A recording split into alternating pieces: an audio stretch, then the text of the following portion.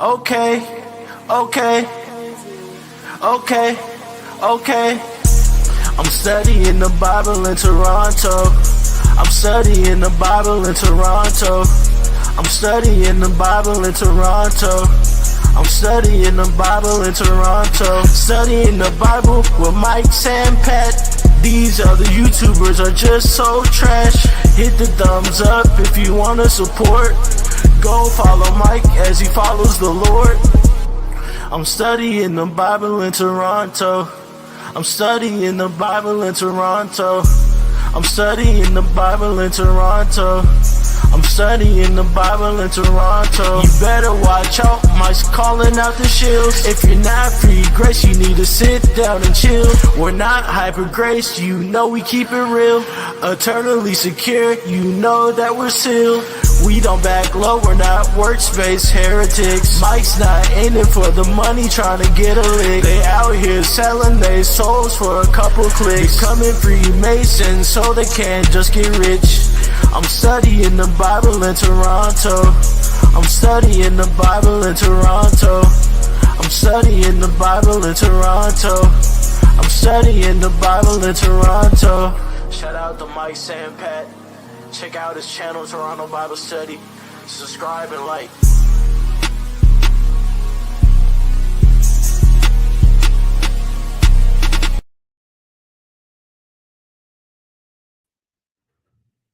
Hello.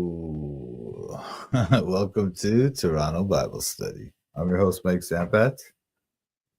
And today we're going to talk about some Christmas stuff. Merry Christmas, everyone. God bless you. Hey, Typical is back. Hey, Boris. What's up, brother? God bless you, man. Thanks for joining. Hey, Savo. Merry Christmas. Merry Christmas, everyone. Real Truth had to go with his family. That's cool, man. That's totally understandable.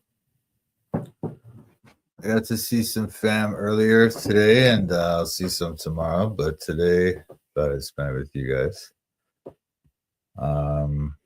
I do the thing with my family because they like it, but in my own house, I don't celebrate Christmas nor hang a tree. Yeah, I don't really do the tree thing anymore. I used to, but we stopped here.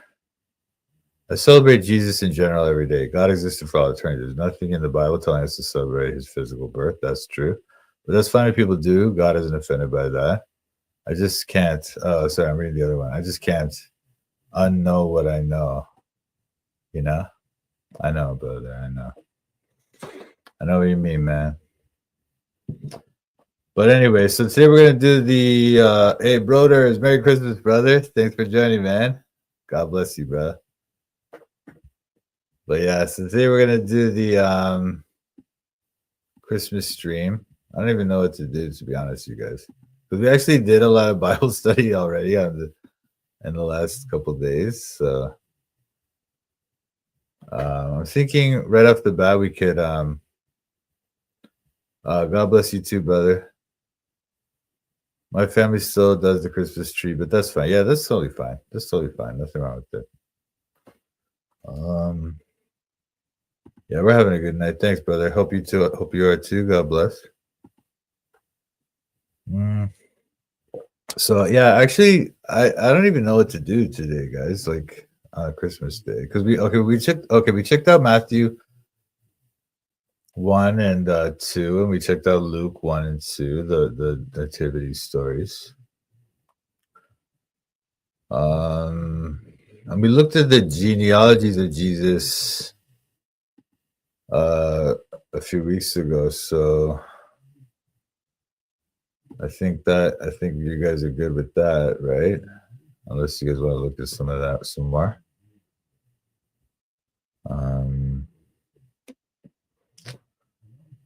We could look at how Christmas kind of brings in the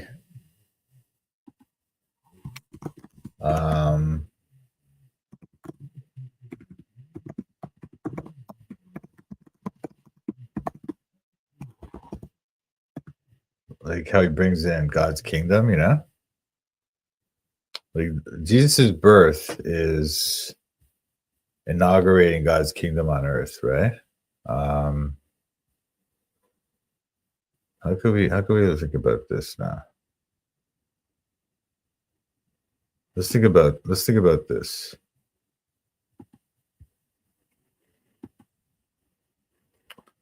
Oh man, my stupid Bible program's not open. Hang on. Where is it? Oh man. All right.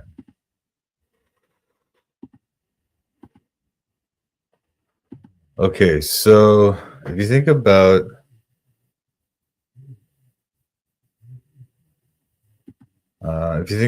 John 18:36, Jesus answered and said, "My kingdom is not of this world. If my kingdom were of this world, then would my servants fight, that I should not be delivered to the Jews. But now is my kingdom not from hence." So we can see that Jesus' kingdom is eternal, and that's why it's not of this world, right? It's eternal. It's the kingdom of heaven, right? It's the kingdom of God.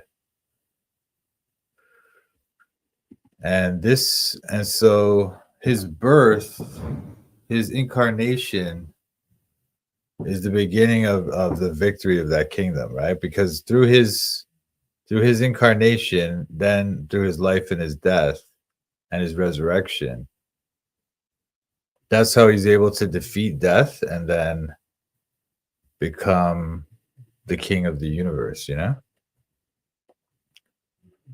Now, what else could we see? Well, we see how the people of the earth, they resist the kingdom, right? Like Matthew 2, Herod.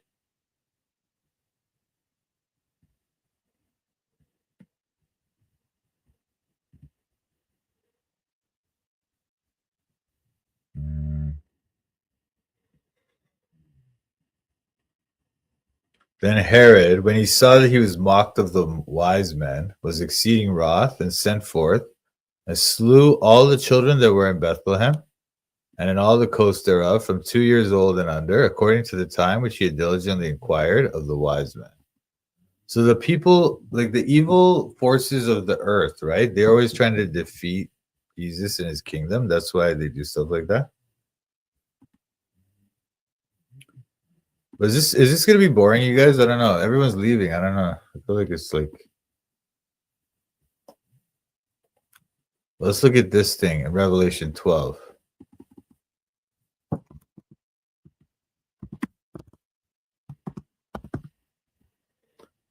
And his tail, this is the devil, right? And his tail drew the third part of the stars of heaven, and he cast them to earth. And the dragon stood before the woman, which was ready to be delivered, for to devour her child as soon as it was born. She brought forth a man-child who was to rule all nations with a rod of iron. And her child was caught up into God and to his throne.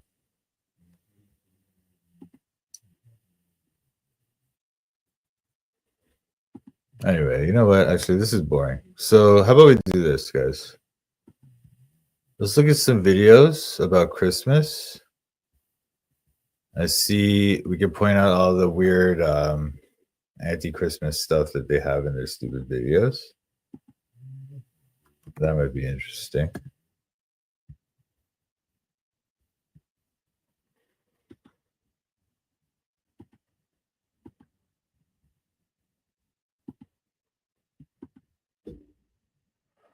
Okay.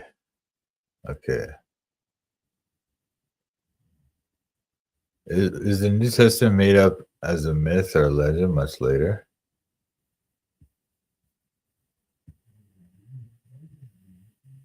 Live volcano erupts in Hawaii as lava thrown out. Let's check this out.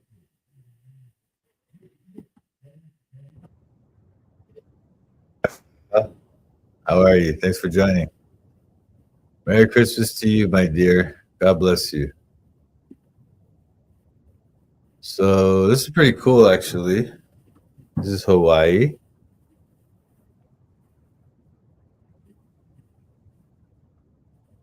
Wow, this is so wild, man.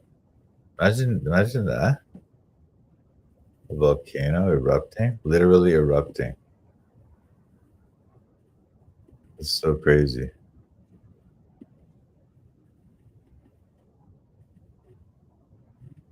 Anyway, I just thought I'd check that out. But okay, so let me see what else we could see. I'm trying to find some stuff that's Christmassy, but we could like point out that it's not really Christmassy at all. It's actually just satanic, you know? Or you know what's wild? This true crime thing about the Ramses and stuff, you know? This thing about John Benet Ramsey. Look at this thing. Illuminates every Christmas and is an iconic symbol of the holiday season. On Christmas Eve, the Ramseys drove up to Flagstaff Mountain, likely in their black Jeep Cherokee SUV acquired that same year. We had dinner, the kids colored. I think we drove up to, after we left there, I think we drove up to the Star, might have driven a little bit to look at the lights. John Bonet was miffed because we wouldn't let her walk up to the Star because she had on her church dress. It was a purple dress. That's from John Ramsey's Boulder police statement, Purple dress, eh? Purple, interesting. June 1998. The Ramseys, parents and children, were well dressed, which meant See how they getting out went the- up to this. They went up to this thing. They went up to this thing. Imagine they went up to this giant pentagram thing the day before she supposedly died. Wow, dude. Wow, that is some weird satanic weird stuff, man. I mean, I get it that probably in Boulder, Colorado or whatever, they think this is some Christmas thing, but this is weird, dude. A giant pentagram. And they took John Benet up there the day before she died. This is bizarre. This is super bizarre. I think like, personally, my opinion of the John Benet case is that she was sacrificed, you know? And I don't believe that Burke did it or whatever because it's weird because that she was kind of like sexually violated, you know? I don't think Burke, a 9-year-old boy, would do that, you know? So I don't believe the story that Burke did it. And then the two parents, they're very suspicious to me. I think that they probably did sacrifice her. And then her father went on to become like a billionaire, you know? So it's like the whole thing's very odd and very weird. So I don't know. His parents and children were well dressed, which meant getting out the vehicle and scrambling up to the Star itself was pretty much out of the question. Burke wanted to go for it, but John Bonet was wearing the wrong shoes and a purple dress, the wrong attire for an uphill scramble. The four of us had attended the family Christmas Eve service at St. John's and had gone to Pastor Jay's afterward for dinner. Then we drove up Baseline Road all the way to the Star, the Star the city erects high on the rocky face overlooking Boulder. John Bonet wanted to get out and walk to the center of the big star that outline in white lights. That is from Death of Innocence, page 239. Now, when I visited Boulder, I also ate at Pastor Jay's, and one cold night, I made sure to scramble up a treacherous slope you're actually not allowed to the Boulder Star. John Bonet was upset that she wasn't allowed to climb towards the star. Well, you would be too if you were so close with that enormous star shining like a magic ship in the blackness over your shoulder. You would be upset as well. I got nightmares in my head, I fear. So we've already established that this guy is very shilly. This guy, true crime rocket science. So I'm not trying to say that this is like a good report or anything. I'm just looking at this. Thoughts build up until I can't breathe. My mind fills up into a creature, and it haunts me somewhere much deeper. I got nightmares in my head, I fear. Christmas. Welcome to True Crime Rocket Science, the most authentic voice in true crime. One of the least discussed days in the Ramsey case is the day before Christmas, Christmas Eve, where What? in the Ramsey case is the day. What is this? Happy Holidays Courthouse. This is the courthouse? This is the courthouse of Boulder, Colorado? Wow, dude. Even this thing in the window is weird too. Like it's like it looks like the two pillars and the center pillar, you know? Anyway. Before Christmas, Christmas Eve. Wherever you are in the world, I hope you are having a decent Christmas Eve. We know a lot about December 23rd, the Christmas party, the 911 call, the cops not being allowed in the house, and John Bonet crying because she didn't feel she was pretty. We know a lot about Christmas Day and the day after Christmas, as well as the 28th, the day the Ramses gave the John Bonet crying because she didn't feel she was pretty. What? What? How did I even hear that? and John Bonet crying because she didn't feel she was pretty. We know a lot about Christmas Day and the day after Christmas, as well as the 28th. I'm the telling day you, the man. You know how they have. Remember I showed you. They have this. Look at this face of this guy, right? Like, see this weird face that they have here, and then this is some of this guy's like. I don't know what this is. Like his channel thing, right? But you see when they have this symbol of the swirl here, like a swirling thing, that's often associated when they have the pedophilia stuff. When these Freemasons do the pedophilia stuff, they'll often have this swirling thing. And then this guy's constantly showing this thing of John Bonet. It's absolutely bizarre how this guy will constantly show John Bonet again and again and again. It's so bad. Christmas Day and the day after Christmas, as well as the 28th, the day the Ramses gave their hair, blood, and DNA samples, while Patsy's sister raided the crime scene, dressed in a police uniform or at least a jacket. We also know about the 29th, the memorial service held at the Episcopal Church, which sort of served as a look but don't touch, take photos but don't talk to us, PR exercise, and then the funeral in Atlanta on the 31st. And after that, the CNN interview on New Year's Day, 1997. Why is the day before Christmas so important? Well, because See, she's wearing black and white too. Black and white. And this guy's tie has those swirly things. And people will say that's just paisley, maybe, but I don't know. Maybe. Why is the day before Christmas so important?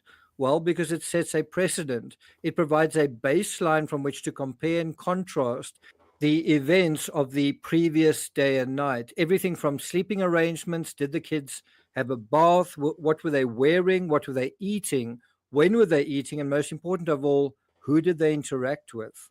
How much does Christmas have to do with what happened to John Bonet? If you took Christmas out of the equation, would John Bonet still be alive? What do you think? Before we get to that, and before we get to 6 insights from Christmas Eve, from the day before Christmas. 6 insights? 6? Why 6? If you haven't subscribed to the channel, please do. By the way, if you enjoy my analysis, you might want to pick up my book, Christmas Star. It's doing quite well on the Amazon bestseller list. If you do read it, please leave a review. I'll be sure to read it here. This guy just writes book after book about these cases. It's just on and on, just rambling on and on. There's just like these. I don't know, like if you've ever read those occult books, if you read those books, right, what you'll find is that they never get to the point. They're just going on and on and on about. It's just on and on. It's just weird. It's just weird. Like it's like reading a maze. You know, it's like reading a maze. That's the way I'm gonna put it. And these guys, the way he talks, like in these videos, right? It's like a maze. It's just on and on. Like he'll never get to the answer. He'll just continually ask more and more questions. And so you can never really solve the mystery, right? It's just on and on, more questions, more questions, more questions. And I think that's part of the like trick here, where they're not trying to solve the mystery. They're trying to continually make it into more and more of a mystery so they can never be solved, so that people just come back to it again and again. It's the same thing with like the JFK or all these kind of stories like that. They'll come up with all these different theories and different things, and then people start pursuing this and that and going off on all these rabbit trails, and it's like you can never figure it out. I think that's what they do with all these true crime things too. If you're finding this analysis worthwhile, please like, share, leave a comment. You can also hit the thanks button, and let's get started. Right, so 6 insights from Christmas Eve. What happens on Christmas Eve? What have you been doing on Christmas Eve? What are people around you doing on Christmas Eve? Well, I think it depends on whether you're an adult or a child, what your role is at Christmas in a particular family dynamic. If you're an adult, it might mean wrapping and even hiding gifts. It might involve cooking, cleaning, organizing, packing, dressing up. It might mean preparing a table, preparing for a trip, or preparing to receive guests. Christmas is, above all, a social interaction where people who don't necessarily often come together do. And then there are also logistics involved with that, spending. And this can sometimes lead to feelings of joy and community, but it can also lead to feelings of disenchantment and unmet expectations for those who feel left out or shortchanged. One question I think we should ask is this, and I'm asking it again. How much does Christmas have to do with what happened to John Bonet? If you took Christmas out of the equation, would John Bonet still be alive? And what I think is quite ludicrous for those who believe in the intruder theory, really, you're going to choose Christmas, a time when people are the most involved with one another, when houses are the most full and busy and chaotic. You're going to choose that time to commit a crime like this, really? Yeah, I mean, look, the intruder theory is dumb, and that's the theory that the Ramseys are always pushing, like this intruder theory. It's ridiculous, right? So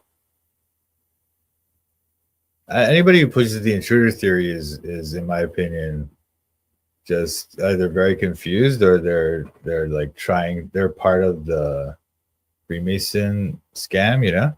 But what is the proper theory? Like, I don't think Burke did it. I don't think the parents seem to be involved. I'm not sure if they actually did it or if they're just like they gave her up for a sacrifice or something. I don't know. But it's weird. And so I actually think the answer to that is yes. John Bonet would still be alive if you just took Christmas right out of the equation. And so if that's true, how does Christmas play into that? And is Christmas more relevant to intruders lurking about, or is it triggering certain family dynamics in this particular case? So, 6 insights from Christmas Eve. Let's start at number 1. Ramses rejected a Christmas invitation. Did you know that? Let's go to the interview. Haney, did you get an invitation to a New Year's Eve party from a Carl Cumley and Francis Draper? Patsy, Francis Draper, I believe, was the inaudible, and I think I declined because I think we did get that, and I think I declined because we were going to be on the big red boat trip. Haney, do you know what would have happened to that invitation then? Patsy, she shakes her head. Where would it have been in your house, Patsy? Well, I usually kept them kind of stuck behind because we were going to be on the big red boat trip. Now, this suggests that this invitation was for multi-days with some other people. Anyway, Demuth says that was found outside the door. You know what? This is getting boring now. So, Patsy, I don't know. What do you guys think? You want to watch the Vatican Christmas Mass live? Pope Francis celebrates Christmas Eve Mass, or there's a New York Manhattan live Christmas Eve thing. Either one of these is going to be wicked satanic Freemason stuff, but we'll see. Look at this stuff you get on. Like, you just search Christmas Eve, and this is what you get. This woman, she's acting weird. These people are all just very weird. This guy. Anyway, maybe they're just being funny or something. I don't know. But Pope opens sacred portals on Christmas Eve. Drones and orbs. Mike Signorelli. This guy's so dumb. Let's check this out. See what this is all about. These guys are so weird. Many others, as you're going to see in the comment section of just this video, something far more sinister and even demonic. So this act is going to involve opening basically 5 holy portals, is what they're calling it, including a portal. This is the Italian word porta, in a prison. Now, the timing of this is Christmas Eve. The meaning, well, that's something that Porta just means door, I think, in Italian. I'm pretty sure. Gets far more interesting. Matter of fact, if you're just joining right now, can you go ahead and tap the subscribe button and join the channel if you love having conversations about the supernatural. But before we dive in, I want to actually clarify the reported facts. So in other words, this is the official narrative that they're putting out. The ritual of opening the holy doors or the holy portals is not new. It actually dates back to the 15th century, and it marks the start of a Jubilee year, which there's the Jubilee year is a special period of forgiveness in the Catholic Church. Now, there's also the Leviticus chapter. Wait. Did the Catholics have the Jubilee year? I didn't even know that. But I know, yeah, obviously in the Bible there has that thing, but I know the Catholics had that. Forgiveness in the Catholic Church. Now, there's also the Leviticus chapter 25 Jubilee from Judaism. We'll talk about that later. But in Catholicism, it's like they celebrate forgiveness, and these ceremonial doors, they're physically open. Now, by the way, you can fact check me on this. On one side is the Pope, and on the other side is the Masons, and that's what they call them. And you can't make this up. Like that's crazy, okay? And okay, so Look what he's doing with his hand. Look at that. Look like at that. that's crazy, okay? And Why is he doing that with his hand? What kind of weird thing is that? okay, so here's where it gets weird though. It symbolizes an invitation for forgiveness, which produces spiritual renewal. That's what they say.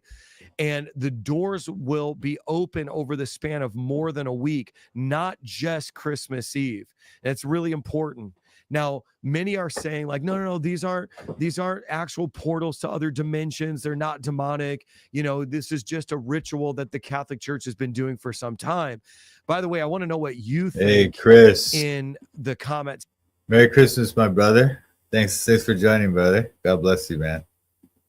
Just checking out this Mike Signorelli thing because he's being weird. He's being a Freemasony.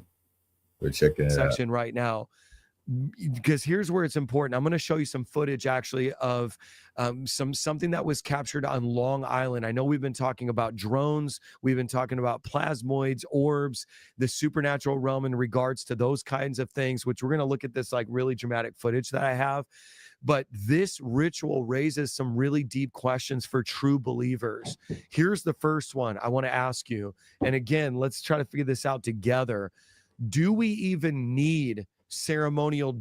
Let's try to figure this out. You might say, oh, he just likes to do that. That's what he does. That's what he's doing, Mike. He's not doing any kind of hand sign. He's just kind of just putting his hand like that. Here's the first one I want to ask you. And again, I remember I was telling you guys how when they put their one finger up, that's the finger of Jupiter. Now, I'm not saying anytime you see somebody put their finger up that's a thing. And the fact that you went from that to now this is suspect. I'm not saying it's 100%. I'm just saying it's suspect. Okay. Let's figure this out together. Do we even need ceremonial doors or portals to access forgiveness or spiritual renewal like the Catholic Church is saying? Because now, and I'm not trying to offend you if you're watching this and you consider yourself Catholic, but you do understand that in John chapter 10 verse 9, Jesus himself says the phrase, I am the door. If anyone enters by me, he will be saved and will go in and out and find pasture. That's what the verse says. So there's no act or ritual that can actually replace the true Jesus Christ as our ultimate doorway to salvation. So what is really happening? And what could this whole thing signify? And we're going to look at some footage here in a few moments about something that was captured on Long Island. And by the way, just smash the thumbs up if you love these kinds of conversations, because we're going to look into the spiritual portals in Scripture, because many of you are new to the Scriptures, but these are ancient texts where essentially civilizations are reporting experiences that they had. And when you go back to Genesis chapter 28, verse 12, Jacob has this vision. Now, you guys have heard the God of Abraham, Isaac, and Jacob. So Jacob has this vision of a ladder that's reaching to heaven, and basically, and I'm going to use this word theologically, a divine portal that's connecting heaven and earth. But then you've got this contrast. Now, how many of you believe that we're in the last? Now, the whole Jacob's ladder thing, right? Like, first of all, the word portal doesn't enter into that story in Genesis 28, right? There's no portal. There's no mention of a portal or anything like that, right? But he said that. And that Jacob ladder thing is a thing that Freemasons like to talk about. Like, let me show you this.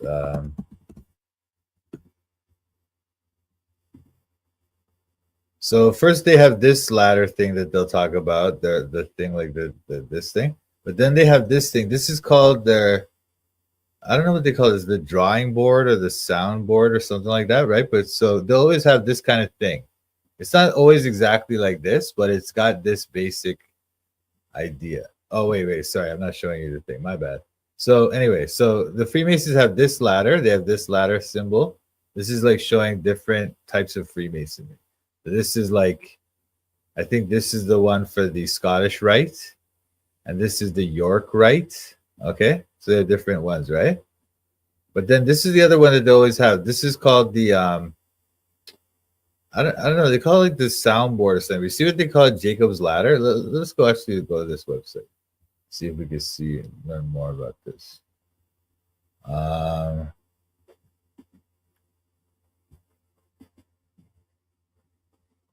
Jacob's Ladder. See, they literally call it that.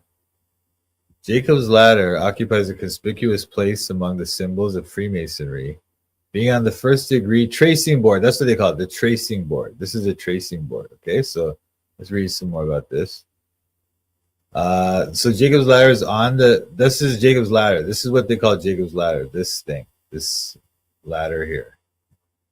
So they go, being on the first degree tracing board, the most conspicuous and first seen by the candidate on his initiation, a vision of beauty and intrigue for the newly admitted. So when they join, when they first get initiated, they get one of these things. And so you see at the bottom, it has the black and white checkerboard floor. That's the baseline. The duality thing is the baseline of humanity. So humanity is kind of basically we're dualistic like that, right? So that's the kind of, those are the people that are blind. They're on the floor. And then the Freemason is supposed to climb out of that, climb the ladder to heaven, to God, to be like God, you know? So you see how they have the star, which is obviously not a star, it's a pentagram. And they have the moon and the sun. This is always, all the tracing board will have different designs, but it'll always have these elements, the ladder, the sun, the moon, and they'll usually have the star here. This is probably Polaris. They seem to have this real affinity for Polaris. And then they'll have the two pillars or the three pillars. And the two pillars, it'll be like this, one on the right, one on the left. And the third one is like the one that's supposed to unite the two. And then they'll climb the ladder. But I'm just pointing it out because this guy started talking about Jacob's Ladder for no reason. And Jacob's Ladder story does not have a portal. There's no portal. Yeah, you might say there's some kind of thing to the heaven or something. We can look at that story in a minute too. But it's weird how he started talking about that. But anyway, so I want to talk to you about that. I'm open-minded. Just saying, many people like that get propped up for reasons normally not good. Yeah, absolutely, brother. Absolutely. I understand completely what you're trying to say. Let me just show you this thing in the Bible. So, Genesis 28.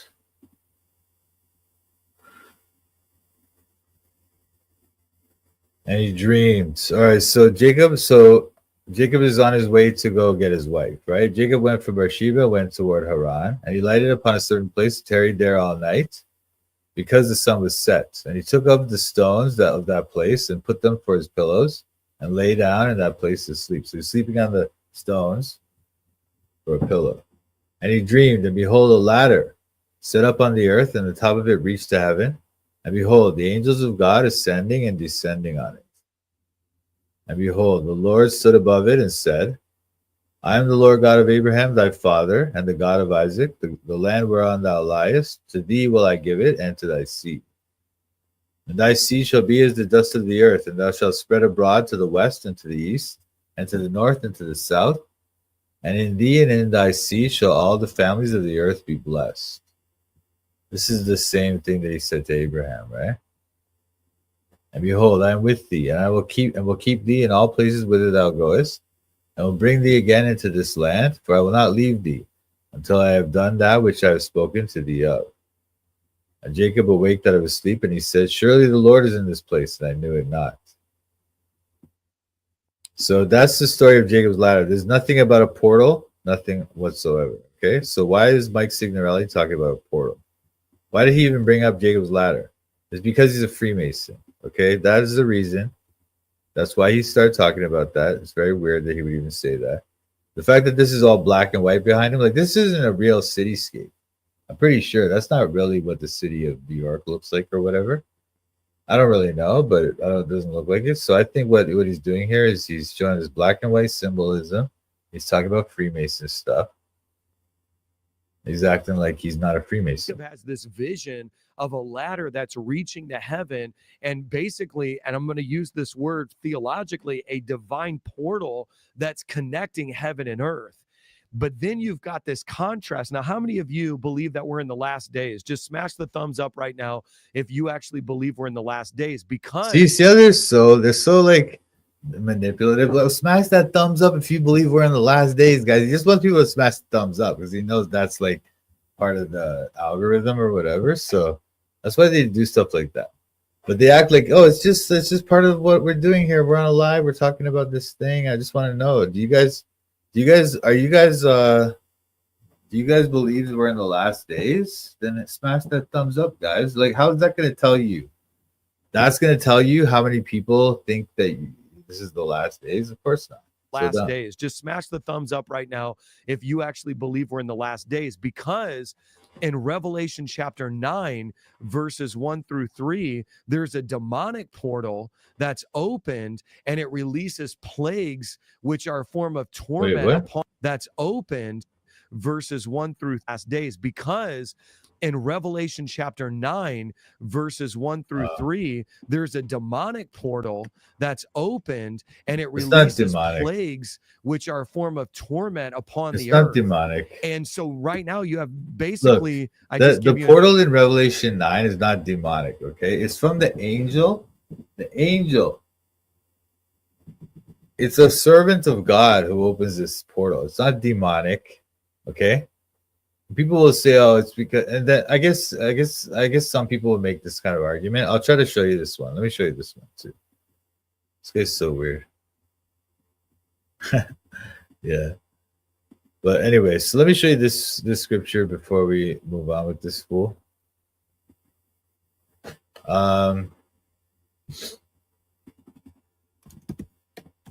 All right, so many people do suggest that this is some kind of demonic thing. I'm going to suggest to you that it's not, because this is the angel.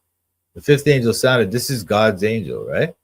And the star fell to earth, and to him was given the key of the bottomless pit. So this is because he goes into the bottomless pit, and he opened the bottomless pit, and there rose smoke out of the pit, the smoke, great furnace, the sun and the air darkened by reason of the smoke. And it came out of the smoke locusts upon the earth. And unto them is given power as the scorpions of the earth have power.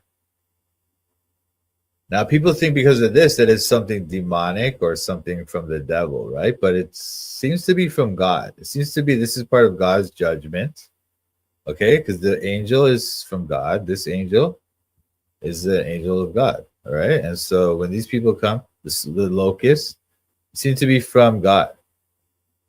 That's why it says it was commanded them. He's commanding, God is, or the angel is commanding these locusts that they should not hurt the grass of the earth, neither any green thing, neither any tree, but only those men which have not the seal of God in their forehead. So they can hurt anything but the people that have the seal of God in their forehead. So they're not bad guys. And to them it was given that they should not kill them, but that they should be tormented 5 months. And then their torment was so, and in those days shall men seek death, shall not find it. And the shapes of the locusts were like unto horses prepared unto battle.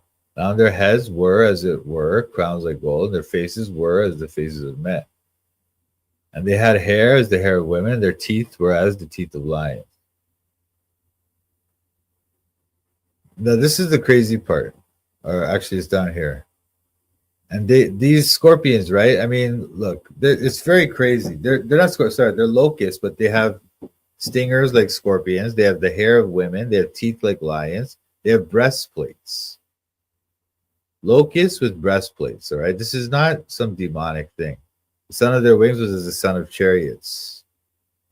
Tails like unto scorpions. Stings in their tails. But this is the crazy one. Not Revelation 9:11. 9:11, all right?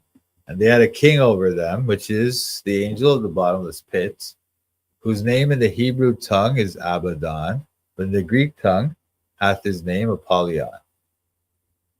Apollyon is the Greek god of destruction. And Abaddon is like another, like a Greek, like demon thing or something, or Hebrew, sorry, demon thing or something. We don't know exactly what it is. But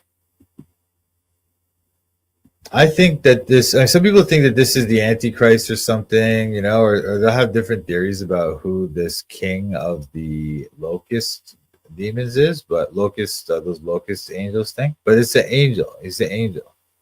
He's the angel of the bottomless pit. So being an angel, I understand that the devil and them are angels as well. But I don't know. To me, I think he's a good guy. I think he's a good guy. It's just that he's very scary, but he's a good guy. He's on God's side. He's sent by God. All right. So that's all I wanted to say about that. I'll move on. Back to Mike Signorelli here. Old Testament now, if you actually believe we're in the last days, because in Revelation chapter 9, verses 1 through 3, there's a demonic portal. Yeah, I think you're right. I think you're right, Chris. A lot of what they're after is trying to distract us from the things that are more important. Yeah, I agree with you, man. A lot of the devil's trick is to distract us, so we're not focused on God and the Word, but we're focused on his stupid distractions. You know. That's opened, and it releases plagues, which are a form of torment upon the earth. And so right now you have basically, I just give you an Old Testament. Wait. Sorry, hang on. What? This contrast. Now, how many of you believe that we're in the last days? Just smash the thumbs up right now if you actually believe we're in the last days, because in Revelation chapter 9, verses 1 through 3, there's a demonic portal that's opened, and it releases plagues, which are a form of torment upon the earth. And so right now you have basically, I just give you an Old Testament and a New Testament reference to these gateways or these portals. One of them's divine and the other one's demonic. And I can actually give you. Okay, so first of all, neither of these things are referred to as portals or anything like that, right? But he's trying to get this portal idea in your head, and he's tying them to these two different scriptures from the Bible. One is the Jacob's Ladder thing, which again, I'm telling you, Freemasons are into that thing. And the other thing is the one from Revelation 9, which is again another thing that they're quite into, because these occultists will try to say that thing from Revelation 9:11 is some kind of like Antichrist thing or something, and they'll often talk about that scripture. I don't know why Freemasons like that scripture, but 9:11, that number 9:11 is significant to occultists, okay? And so when you see Revelation 9:11 has that thing and they're always talking about it, there might be something there with that. Or these portals, one of them's divine and the other one's demonic. And I can actually give you many more instances in the scripture. So this brings us to timing now, okay? This brings us to timing. This is super important. And by the way, if you're new and you just joined right now, tap the subscribe button, because this is going to be a wild ride. Matter of fact, before I talk about this timing, can I just remind you of what happened at the beginning of 2024? So we're at the beginning of 2025. Like, this is kind of where we're at, but let's go back a year. Do you guys remember the portal that opened in Miami? And apparently these like creatures were roaming around that mall. Do you guys remember that? I actually reported that here on my YouTube channel. This guy's talking about that Miami stupid fake aliens thing. What the hell? This guy's literally trying to act like that's a real thing.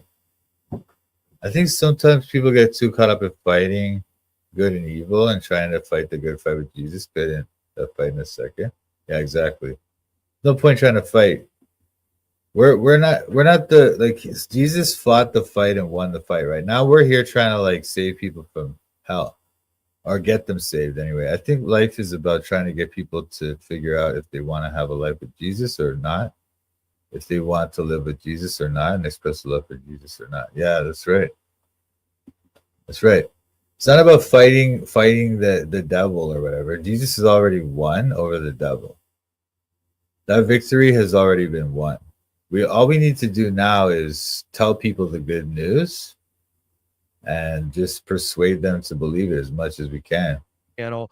And so it's like, here we are now at the beginning of coming up on the beginning of a new year, and we have Christmas Eve. You know, could this be this counterfeit move that's designed to draw attention away from the true significance of the true Jesus Christ? And I just want to remind you in 2 Corinthians chapter 11, verse 14, we are warned that Satan disguises himself as an angel of light. So see, they always bring up those same scriptures. These people always bring up those things again and again. And it's like, because everybody kind of knows those ones. Oh, Satan disguised himself as an angel of light. And then they just bring it up, and it's like the Pope. That's what the Pope is. And so it's like, oh, look, we got him, guys. You know, like hit subscribe and join my mailing list or whatever, you know? And they try to get people hyped up like that, like, oh, the Satan disguises an angel of light. That's what the Pope is. That's what they do. This is what these people do. But nothing, like, he's not telling you anything substantive or any kind of like kind of valid theory that you can actually think through and kind of reason and study about it. You know, he's just telling you a bunch of weird stuff. Okay, Genesis 28 and then Revelation 9 and then the portals, and now it's like, oh, well, you know, Satan disguises the angel of light, and they just go on and just never say anything really important or meaningful. That Satan disguises himself as an angel of light. So this is why it's very important to have these conversations, and this is why I want you to continue to watch. I'm going to show you some other stuff here in a second, but Satan disguises himself as an angel of light. He's not showing up with a pitchfork and horns, and he's not just going to announce, hey, what's up? I'm the devil. I'm Lucifer. But he's going to show up disguised as an angel of light. And so the greatest diversion. So when you can do that, when you come up with this thing, what he's saying now, right? Which a lot of these people do this stuff, right? They'll say Satan disguises himself as an angel of light. He's not going to come up and tell you that he's evil. He's going to act like he's good. And so then they'll point you to some kind of other Freemason shill, and they'll say, look, this guy is a shill. He's disguised as an angel of light, but he's really working for the devil.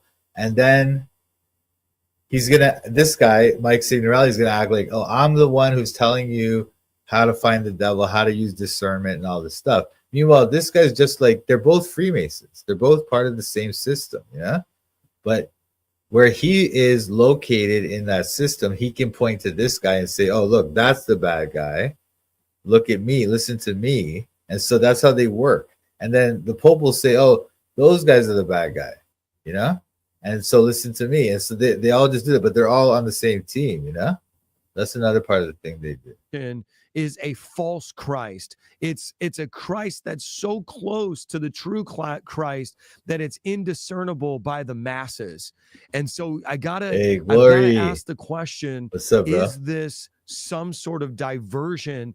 Is this a disguise? What is going on? And then here's another question. And by the way, I love reading your comments. Are these doorways more? I love reading your comments. That's another dumb thing that they say, is just so to get people to type in comments. When they say this stuff, this guy has 666,000 subscribers. And also he's like one of these psychopathic shill retards. So he's not going to read your comments. Or if he does, he'll read a few. He doesn't care. He doesn't care about you. He doesn't care about your comments or anything. But he knows that if he says that, then more people will type comments. And if more people type comments, then it's more algorithm thing for him. Than just symbolic. So this is the question I'm asking, because there's going to be people who are like, man, Mike is doing this for clicks. He's doing this for views. This guy's always trying. Nah, that's exactly what you're doing it for. Hey, Merry Christmas, brother. Thank you. Red Velvet Cupcakes. Nice. I've heard of that, but I never had that. Hey, thanks, Liliana. Prayers for you too, my dear. Yeah, they never come with me because they're not about solutions, man. They're just about more distraction, more getting your head all twisted up. Yeah, exactly. Crystals is what I'm talking about. Yeah, Liliana wants some of your food tip. A typical. trying to jump on a trend, but I think he's doing this for clicks. He's doing this for views. This guy's always trying to jump on a trend. But I think we need to pay attention to these things because what happens when we go through these symbolic ritualistic ceremonies? Like, I'll put it like this: when a witch or a warlock does something symbolic, does it open a demonic doorway? Let's just No, this guy's gonna now he's gonna do his hand signs, right? He's been doing hand signs quite a bit too, right? Like not the basic ones that I always point out, but he's doing some advanced stuff. But right now he's gonna do some. He's trying to tell you, he's like, when a witch or a warlock does some portal thing, does that mean you're gonna go to hell or whatever? That's what he does. That's what he gets in their head, like gets them freaked out. And then he's gonna start doing his own witchcraft thing.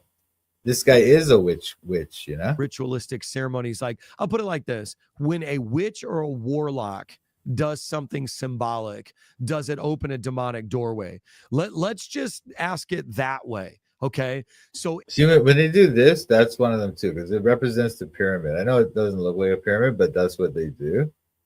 But anyway, let's just see what he says. But this guy is a literal witch. open a demonic doorway. Look how many times he played this one clip of the Pope. The Pope is about to open the door, right? And then you see the black guy, and then you see some other people standing there, whatever. They keep showing the same clip again and again. How many times has he played this thing? Dude, what do you have a point you're gonna make or something? Like, what are you doing, dude? Let's Anyway. just ask it that way. Okay. So if a witch or a warlock makes a pentagram with salt, if they, kill or maim something and draw the blood from it, does that open a demonic portal? And I guess we would all say yes.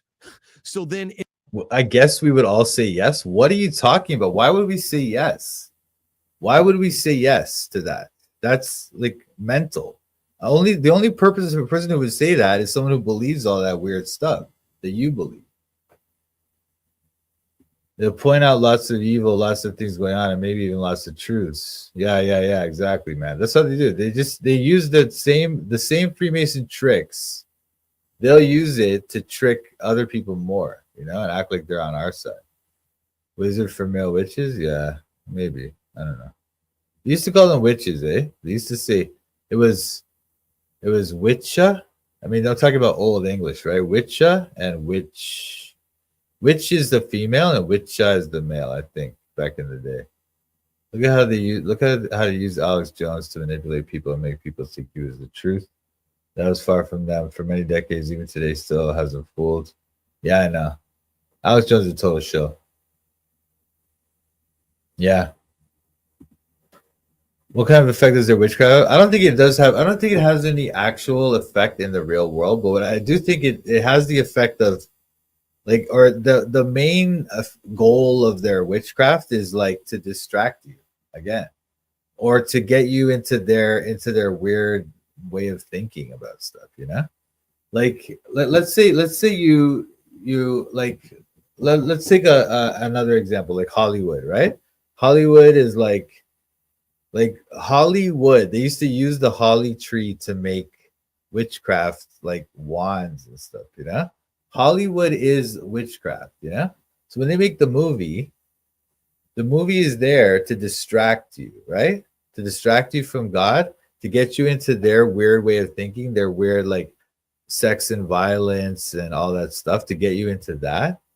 And that's what I think that the witchcraft really is. It's that kind of trick. It's not like they can actually like mind control you or make a curse on you and then your cat dies or whatever. They can't do that. What they can do is distract you and get you into their weird stuff, and you spend your money on them and you spend your time on them, and you're wasting your time that you should be spending with God and stuff.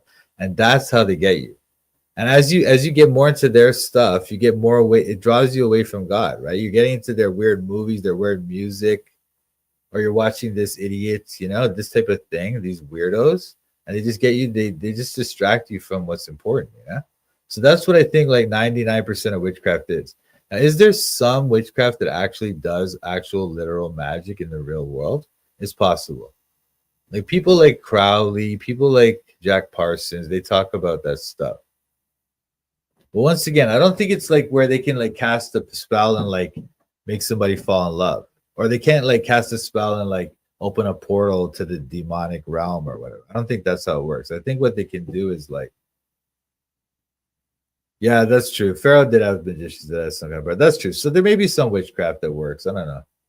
And also, even that woman from First Samuel 28, that the witch of Endor or whatever, that was kind of weird, right? She was able to call a spirit or something. So it may be that there's some witchcraft that works, but I think 90% of it is just this stuff. They trick you. They trick you into thinking that they do have some kind of power. And it's not even like they don't necessarily make you think they have witchcraft power. Some of them are actually like, yeah, making you think they have witchcraft power. So people join their witchcraft cult or whatever, or join Satanism or whatever. And other people, they don't believe in that stuff, but they join some other stupid thing. Like they'll like even like sports, like professional sports, you know? The way people get obsessed with that stuff. It's just they spend like their whole weekend or their whole whatever just watching that stuff or whatever. Or even like UFC or all that kind of stuff, you know? So I think all that stuff is the trick of the witchcraft. I think that's what it is. Or even fashion, you know? So stuff like that. If a false or counterfeit religion does a ceremonial act, does that open a doorway? Okay. So I'm just trying to use some deductive reasoning. I'm just trying, and yeah, I agree with what Chris is saying too. Like they do stuff like that, man. It's like it's very complex, I think, the whole system of it, but it works out. Yeah, there's some hypnosis aspects to it too. Don't get me wrong. Like even a lot of these songs, right? They're almost like this kind of hypnotic thing in them, and a lot of these movies, even it's all weird, dude. The TV shows and stuff. TV is like almost like hypnotic itself. Just watching a TV, your brain goes into that kind of brainwave state as when you're getting hypnotized, you know? okay. So I'm just trying to use some deductive reasoning. I'm just trying, but I'm asking you the question. I'm asking you to think about this with me. Now we've seen the rise of discussions about portals at music concerts, rap and hip-hop concerts, various different concerts. I'm telling you, that thing of playing the same clip over and over, that's weird, dude. It's so bizarre that this guy plays the same thing again and again, but it's like, aren't you supposed to be talking, like showing us something? Like, what are you doing, dude? But he shows it again and again. He's just yapping at you, and he's doing his hands and his weird stuff and yapping at you. And it's like, I don't know what these guys are up to, but this guy he's not just like this casual guy that he acts like. He's got a plan here. He's doing some stuff. He's doing weird stuff. These, even visually, there's these symbolic portals. People have unfortunately passed away, and of course Christians are always viewed as like sensationalizing things and blowing them out of proportion, but I mean, let's be honest, there has always been a connection between the demonic and music. We see that in Daniel. Matter of fact, everybody talks about the Shadrach, Meshach, and Abednego refusing to bow to Nebuchadnezzar's idol. What many people don't know, because they simply don't read the scriptures for themselves, is that before the Babylonians would bow, there would be music that would go forth. And as that music would go forth, that would be a sign or a signal to everyone to bow. So there's an accompaniment of music with the demonic and with. See, like that, like what is that? That's nothing, dude. What is that? Why would that be?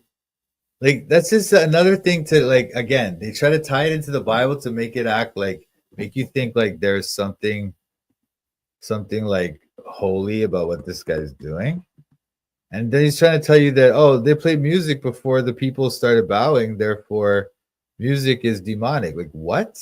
What are you talking about? Now, I'm not even like, I honestly agree that a lot of the popular music is demonic or something, or some kind of witchcraft thing or whatever, but he's not trying to help you solve that problem. He's just trying to distract you more. Demonic worship. Okay. Now, matter of fact, I'm going to put this up now. I'm going to show you this footage that we talked about now, just to have it up so that it can be playing while I kind of deepen this conversation. While I kind of like deepen this conversation here. By the way, drop a comment. Let me know where you're watching from, and something else that I would love to. See that? See what they do? Like, but drop a comment. Let me know where you're watching. You're not gonna read. If 100 people drop a comment of where they're watching from, he's never gonna watch or read that, or doesn't care. He does not care. But they know that if they do that every few minutes, more people will comment, more algorithm, whatever, right? All very cleverly done, these people, you know. Know is, have you seen any of these orbs? Have you seen any drones? Do you have any footage? This is Long Island, literally just a couple days ago. So you can check this out while I kind of like shift the conversation, because we've seen this rise in discussions about portals at concerts where basically sin and all kinds of chaos. What? We've seen this rise in conversation about portals at concerts. What? Where is that? Where have you heard of that? Has anybody heard of that? What is this guy talking about? We've seen this rise in conversation about portals at concerts. This guy's completely ridiculous. But this whole thing is portals. He's been saying this like 10 times now. And the title of this thing is portals or whatever. This guy's weird. Oh, he's referring to, Broder seems to know what he's referring to. Travis Scott. Yeah, I was thinking that. Okay, Travis Scott. That was 2 years ago, or something, right? Or like more than that. And so now he's talking about is he talking about Travis Scott, right? And he's saying that we've seen this rise in conversation about portals at concerts. That was one concert like 3 years ago or something. And this guy's like, oh, we've seen this rise in conversation about portals at concerts. What are you talking about, dude? What a fool. This guy's a fool. While I kind of like shift the conversation, because we've seen this rise in discussions about portals at concerts where basically sin and all kinds of chaos abound. But could spiritual gateways be open in those kind of environments? You know, could these things happen? Now, is there something about Taylor Swift and portals? Is that in the news or something? I know she's been actually, I don't know what's been going on with her. I don't know anything about her, but I'll look it up. Be open in those kind of environments.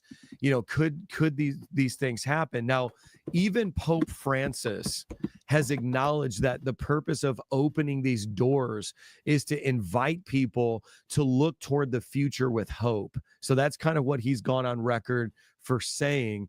But hope doesn't come from rituals or even brick and mortar doors. It comes from Jesus Christ, who said in John chapter 14, verse 6, I am the way and the truth and the life. No one comes to the Father except through me. So as we're approaching this new year, we've got to be more discerning, right? And by the way, one of the biggest comments is people saying, can you make the video bigger? I want to see the bigger. Make you little, make the video big, which I'm going to do that here in a few seconds, but I'm setting it up. And as we approach this new year, we've got to be more discerning. Yes, forgiveness. I don't know. He keeps doing this stuff with his hands, right? Like, why are you doing this with your hand, dude? And you might say, people will say, oh, Mike, people just do that with their hands.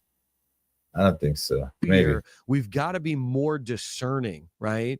And by the way, one of the biggest comments is people saying, can you make the video bigger? I want to see the bigger. Make you little, make the video big, which I'm going to do that here in a few seconds, but I'm setting it up. And as we approach this new year, we've got to be more discerning. Yes, forgiveness. I really, you know, it's a powerful message. And that's why it can be so deceiving, is because, man, that sounds like Jesus. That sounds like the truth. But where is this actually rooted? Is it rooted in a ritual, or is it rooted in Christ? So let's not forget the words of Jesus and the actual warnings that we have in Scripture, that Satan comes as an angel of light. Okay. So what do you think about this? Are these doors just like a harmless tradition that the Catholic Church is doing? Or could they symbolize something more profound? He's still talking about the doors. He's still talking about the doors. The Catholic Church has some tradition where they open some doors or something. The Pope is opening the doors. This guy's going on and on about that. Now he's going back to that. Like, you know all the stuff he talked about? Like, he went to Jacob's Ladder, then he went to Revelation 9, then he started talking about, I don't know, all this stuff he's talking about, all this weird stuff. Now he's back to the doors and the Pope. What are you talking about, dude?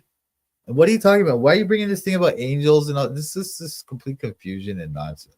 actually something that we need to pay attention to because it's unleashing or unlocking the demonic realm to actually cause that to happen. Now, I've already gone through several Demonic realm. scriptures. What's unlocking the dynamic realm? What is he saying? Unlocking the They dynamic realm. symbolize something more profound. So he keeps doing that with his hand again. So he keeps doing this thing and he does this one, but he does it like this, kind of with the fingers down, so it doesn't look too bad.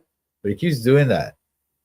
This guy's weird, dude. This guy's super weird. But obviously, I mean, I think most people that know about me know I already think this guy's a show, but And that ritual is actually something that we need to pay attention to because it's unleashing or unlocking the demonic realm to actually cause that to happen. Now, I've already gone through several scriptures, but and so go back and watch that. But let's connect this to something that I think is even more mysterious.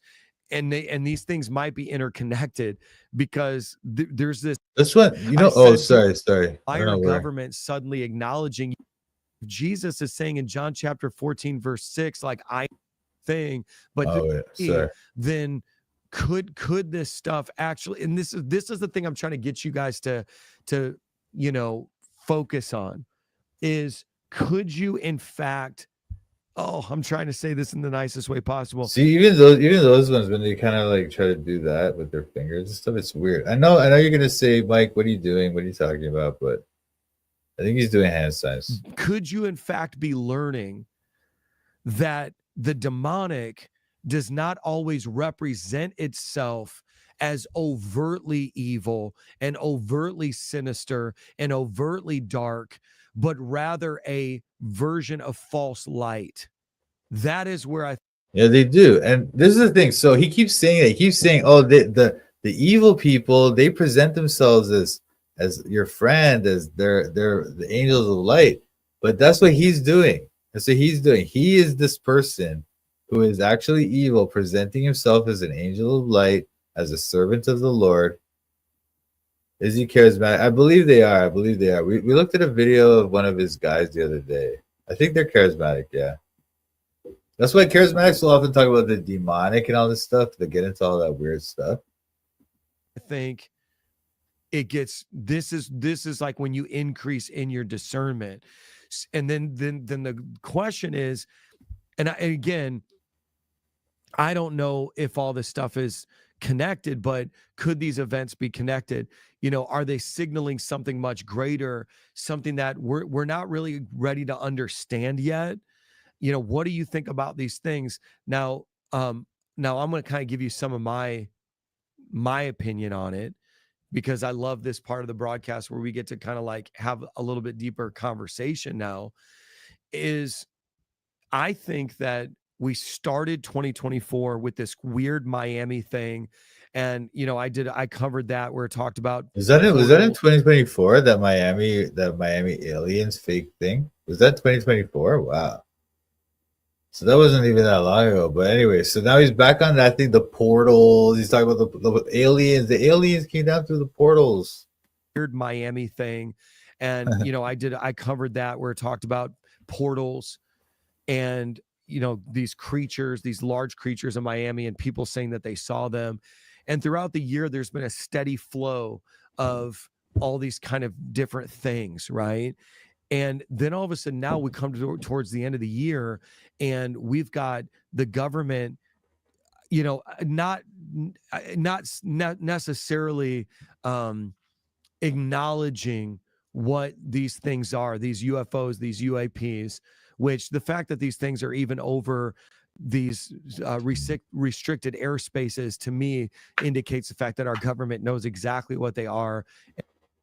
I think there's probably different levels of shills. Like there's shills I think that don't even know. They don't even really know. They've heard about Illuminati, but they don't really believe in it. And then they get caught up into this system. And then these people just don't tell them anything important, right? But they tell them what to do. And so there's that level of shills. Like they'll do literal Freemason stuff, or they'll do stuff like that, but they don't know what it is. Then there's another level of shills where they know. And some of those are being blackmailed and other things. They use various methods to keep them in line and stuff, I would say, And so it depends what level you're on, and then they use different methods for you. That's how I think it works. And it's all connected that way. But then I think at the same time, we So can't he keeps doing this. necessarily He keeps doing that thing with that. He keeps doing this thing at the same time. I think at the same time, connected that way. But then I think at the same time, we can't necessarily rule all of this out as exclusively physical phenomenon, because what I do think is happening is people are watching the skies and they're starting to see some things that they may not have seen otherwise. And so I think if we're using wisdom, what wisdom is saying is like some of it's natural phenomenon, it's our own government, it's drones, etc. But then some of what people are actually capturing may be this, just like some of the scriptures that let me feature this comment because it kind of summarizes what I was trying to say. The question that Lori is asking in the chat right now is, are these orbs or drones man-made? And on one of my previous broadcasts, which I think has over 1 million views already, I actually demonstrated 3 different ways that plasmoids or orbs can happen naturally or be recreated in labs. So like seeing these things, these orbs or these plasmoids could be recreated in labs, et cetera, et cetera. So in that sense, they can. That's the thing, right? What is their end game? You know, I think they're changing it because I think they have a plan. And then what happens is the people figure it out, but then they're monitoring all the social media, right? So this is what will happen. So they'll do a plan, like let's say it's fear and control. That's the basic fundamental idea here, right? Fear and control. But what will happen is I think they'll start like a plan, like let's say the pandemic, right? That plan, they started running it. And then it was kind of working and they were kind of like, okay, maybe this could work. But then they started to see the backlash online and they started to realize that it's not going to keep going like this. So they had to draw back from that. And now they're reorganizing things. And so when they tried the orbs thing, probably they put it out, let's see what happens. And then they started seeing online, people were saying, oh, it's orbs, aliens. And then other people were like, wait, it's probably the government. It's probably fake. And so now they have to reorganize it. It's like, so this lady already, she's saying, I know that there's a plan to deceive the masses with aliens because the Luciferians have created fear around the alien phenomenon. So they know that people are already saying this about their thing. So now they have to move to the next stage, and they get people like this to do stuff like that. But it's just basically distraction again. I don't think they can really do anything. The thing is, they don't really have any power to really do anything to us, so they have to just scare us. So they'll scare you with this fake pandemic or this stupid fake orbs or whatever, and it's all just fear, control, distraction. Could be man-made. What's the end game? The end game, I think the end game is probably whatever the devil has planned. I'm not really sure, but fear is a big part of their tool for sure. Fear. And then, of course, drones can be man-made, and it could be our government or foreign governments, which is probably ours. But then I like the question, is it holographic? Is it celestial? You know, I know that there is a plan to deceive the masses with aliens because the Luciferians have created fear around the alien phenomenon. Now, this is when the conversation gets a little bit deeper. And by the way, you know, here's what I love about YouTube. I love the fact that we don't have to know, but we can talk about it. And I've also provided, I don't know, probably 4, 5, 6, 7 scriptures just to kind of guide from a biblical perspective, some of these things. But there is guide from a biblical perspective. What did he just do? Oh my God, this is not how you would guide from a biblical perspective, this type of thing. What he did was he just showed you a bunch of scriptures and he just explained them in the weirdest way possible. Like, oh, Daniel's opened the or like not Daniel. What was he talking about? Jacob's ladder. He's starting to say Jacob's ladder is a portal, and they try to say Revelation 9 is a portal. It's like so. Like this guy's just nonsense, dude. Nonsense. He's trying to say, oh, I brought in some scriptures to keep it biblical, to guys. kind of guide from a biblical perspective some of these things, but there is a lot of talk about there being a mass deception that's coming, and that this is sort of the precursor. Now, here's a question I want to ask all of There's a lot of talk about a mass deception that's coming. Yeah, well, there's a lot of talk, but a lot of that talk may be coming from these people too. You know, like when you see things like this idea, like what do they call it? Project Bluebeam. You know, and people will say, "Oh, Project Bluebeam was this thing that the conspiracy theorists figured out that the government is trying to do to us." That's dumb, right? So what it really is it? Is it like another one of their psyops that they come up with this thing, Project Bluebeam, and tell all the conspiracy nuts, and then everybody gets all paranoid and stuff? Is that what it is? I don't even know. But the whole thing is just weird, and it's I don't know, man. But what the first clue you should see when these people to know that these people are shells is when they bring in the Bible and they do stuff like that. They'll tell you that Jacob's ladder is a portal when the word portal doesn't appear there, and there's no reason to think that's what he's talking about.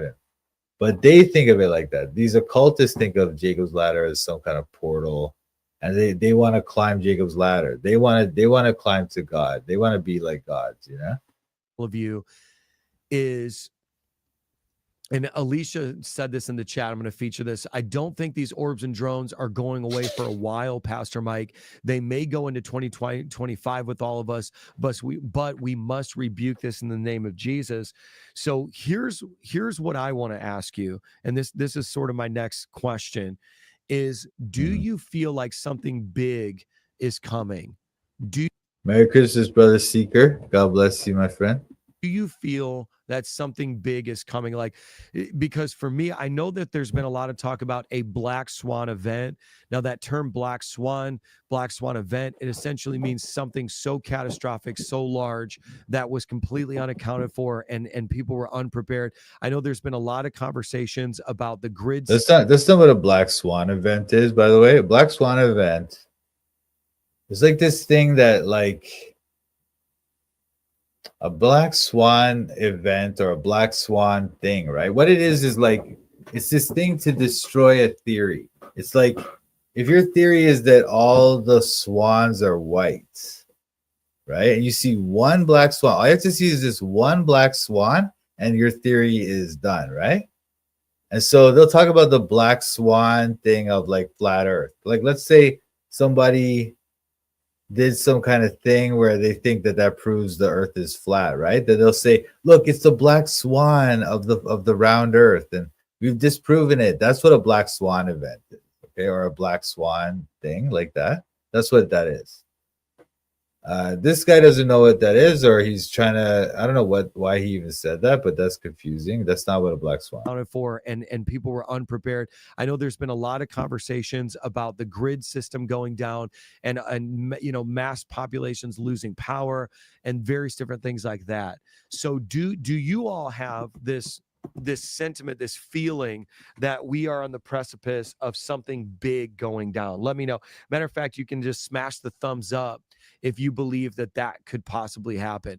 Now, I also featured this comment right now that says, could they possibly be angels, since the biblically accurate angels are also spherical?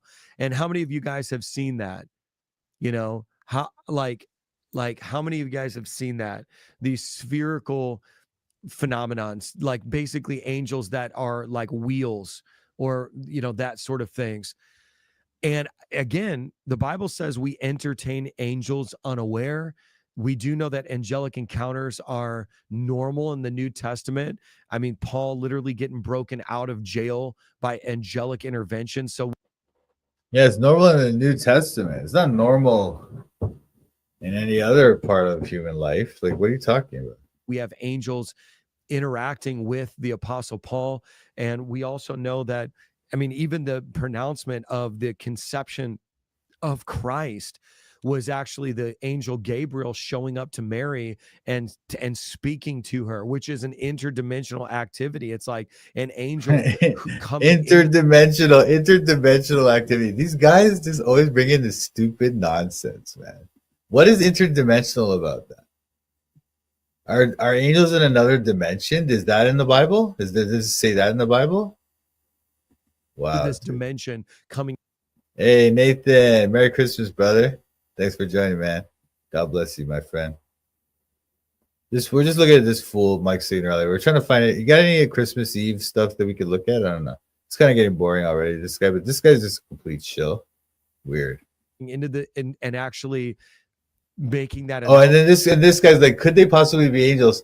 Since the biblically accurate angels are spherical. No, they are not. They are not spherical. Okay. If you read your Bible and you see the word angel, anytime you see the word angel, it just looks like a man. They just look like a human being. That's what they look like. That's what angels look like. Okay. But often the Bible will say angel and then it'll say man in the next verse or something. Yeah. They look like human beings. And they're male. They look like men. Okay. They do not look like spheres. When people say this, right? They'll say like there's things like in like Ezekiel chapter 1 and chapter 10 talks about like wheels within wheels and eyes on the wheels and stuff. So it's like, so they look kind of different, but they're not really referred to as angels. Those wheels within wheels, they're not referred to as angels. People will take that and then combine it with the angels, and then they'll say angels are spheres in the Bible. It's not. That's not what they look like. They don't look like that. But they don't have wings. They just look like men. That's what they look like. They look like men. They don't look like wings. They don't have angels. So yeah, I could actually, but then you got Kyle in the chat, which I love, or Aaron Kyle saying, no, that's not an angel. But then here's where it gets weird. And this is why these conversations are amazing. Somebody says in the chat, it's on the screen right now. They're saying an orb came into my room a couple years ago while I was praying, but I don't know if it was good or bad. Well, I like having these conversations. Somebody else says cave drawing showed these wheels in a wheel. Now here's a conversation. They're probably going to lock us down again. Matter of fact, can you just smash the thumbs up if you've just joined the chat right now, and let me know if you think that we have an impending lockdown happening. Guys, I was going to do another live about this. If you'd love to see that, let me know. But I talked about H5N1, and I actually talked about this. We're one mutation away from human to human transmission, which would be the catalyst for another global pandemic. And it was so funny because wow, this guy just said it. H5N1. That was the swine flu or something like that? H5N1. Anyway, that was dumb. Okay, I'm gonna move on from this guy because this guy sucks. But the fact that he just said that H5N1 thing, I mean, this guy might be good to kind of pay attention to because he's kind of, I don't know, it's weird how he talks. Literally 5 to 6 days after I went live reporting that, California actually issued a state of emergency because they had a patient with bird flu. And we also have one in British Columbia, Canada. Oh, it was bird flu. That's what H5N1 is. But anyway, California declared a state of emergency because of one patient with H5N1. That's so dumb. That's so ridiculously dumb. I know he is, man. He is, dude. He is. Yeah, it's nothing but fear porn. You're right. All right, so Nathan was saying to check out that guy, Flat Earth Banjo, which might be kind of interesting. Let's see, because they're talking about that stuff about oh, thanks, SP. Glad you're enjoying it. It's the Lord's for the Lord's glory. What are we looking at? Oh, Flat Earth Banjo. Let's see what he's got.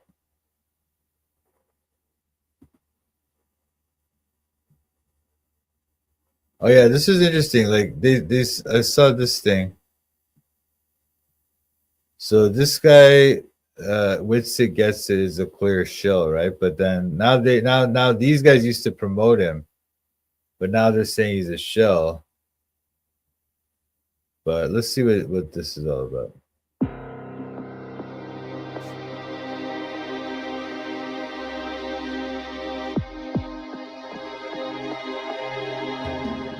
The footage is going to be of Austin Whitsitt. And everyone, we've all seen it. Here it is. Might be. What's up now? So look, he just faked his breath, right? So this is him when he's faking his breath. Watch carefully again and listen to what he says.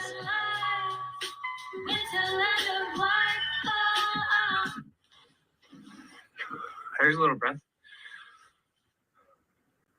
What's up now? So he blows out the breath, because this is what they're saying, that he got caught vaping to fake breath condensation. That is, they're not really in a super cold place like the North, like the South Pole or whatever, but they're actually in some studio or something. So when he blows out, it's not actually vaporizing or whatever. So then this guy's trying to say that he got caught vaping to fake breath condensation. Now, what you'll notice right there is that he blows it out once, then he blows out again, and there's no smoke.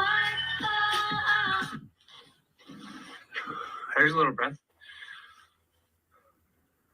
What's up? See. So he blows out the first one, and there's breath, quote unquote, and then he blows out again, and there's no vapor, right? So that's very weird.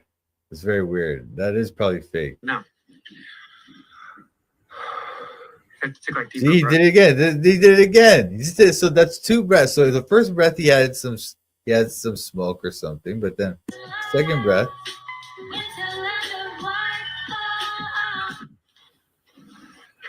Here's a little breath. So that was breath. That was full on. That was breath. There was vapor coming out of his mouth. Now he's gonna do it again. What's up now? See, you just do it again. There's no breath. Now he's gonna do it again. Take like deeper. No breath whatsoever. See that? That is fake. That is fake. Hey, let's see what this breath. is. It sucks. It hurts your lungs. Okay. What? Take like deeper breaths. It sucks. It hurts your lungs. Okay. Now he's walking off. He's to got go- his gloves on and he's walking. Now he's walking off to go get the snow. I have another angle of this video. Someone sent it to me and I couldn't believe it when I saw it. So I'm going to bring it up right now. So remember, the video we just watched was Austin Whitsitt on his live, blowing out smoke, saying, oh, look, there's breath. What now? And then he walks back like 5-10 feet or 20 yards to go get some snow. Here's the video from another angle. Watch carefully. We are exposing these devils. Watch him when he comes out. He is smoking a vape and blowing. He's smoking on the vape again. Watch. And now he gets in front of the camera. He blows out smoke. He's putting on his gloves. And that's when he says, what now? Then he's walking back to pick up snow. Why is he walking 20 yards over there to pick up snow, to come back to the camera and then put it down? Look at these sus movements. Let's go back. So remember, he did go and puff on his vape and then stand in front of the camera and lie and say it was his breath.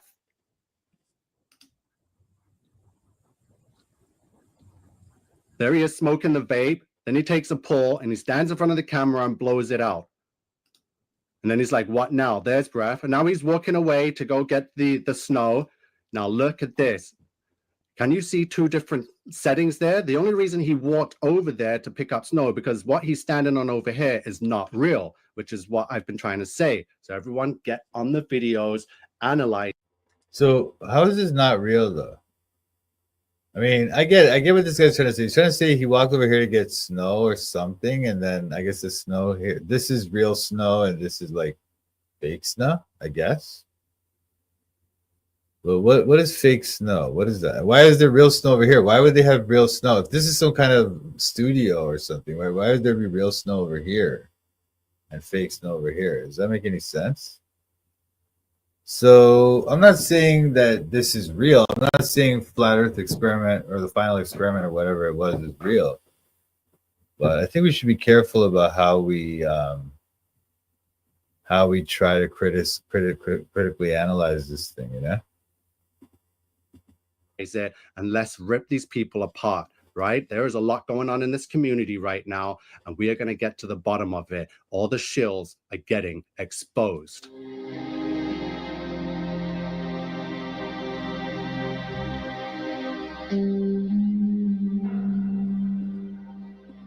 Yeah, that is true. These guys, these Shelly guys, like I mean, for people like me and whatever, like we've always kind of thought of these people as shows. Austin Whitsitt gets it, Jeranism, this guy Dave Weiss, and other people like that. I've always thought of them as shows, you know. So to me, it's no surprise to see them involved in this thing and being shows.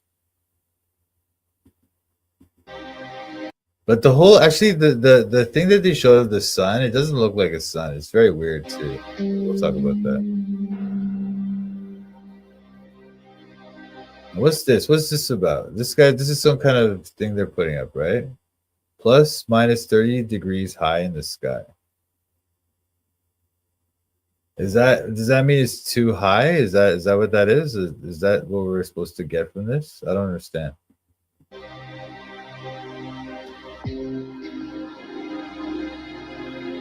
But this is good. This is interesting. I've seen this one. This is like, okay, so watch, he's just walking along, right?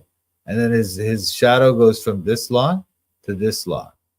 If it was the sun, his shadow wouldn't do that, right? It's only because of what they call, I don't know what they call it, local lighting. Oh, local lighting, yeah. See, evidence of local lighting is all over their footage. Shadow that changed length in just a few feet. Rotors, I actually was at a holiday party and Flat Earth came up with some of the people there and they bought the 24-hour live stream and how it totally disproved Flat Earth. Yeah, most people are going to go for that because they just want an easy answer. They don't want to think about things. So most people are just going to go, oh yeah, they disproved those Flat Earth idiots and they'll just move on with their lives. They won't even care. But this is truly dumb.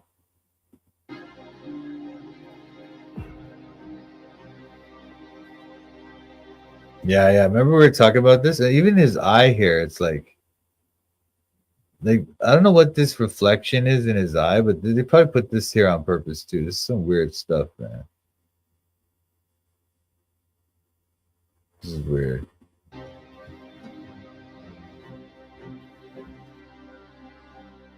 Now they're saying because they're standing out here with no shirts on, that means that it's not that cold. They're in a studio. Is that what this is supposed to be?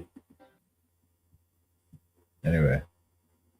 Flat Earth travels to Antarctica. Let's see some, because there's lots of these videos coming out where they're saying how we're a bunch of idiots, right? So let's see some of those.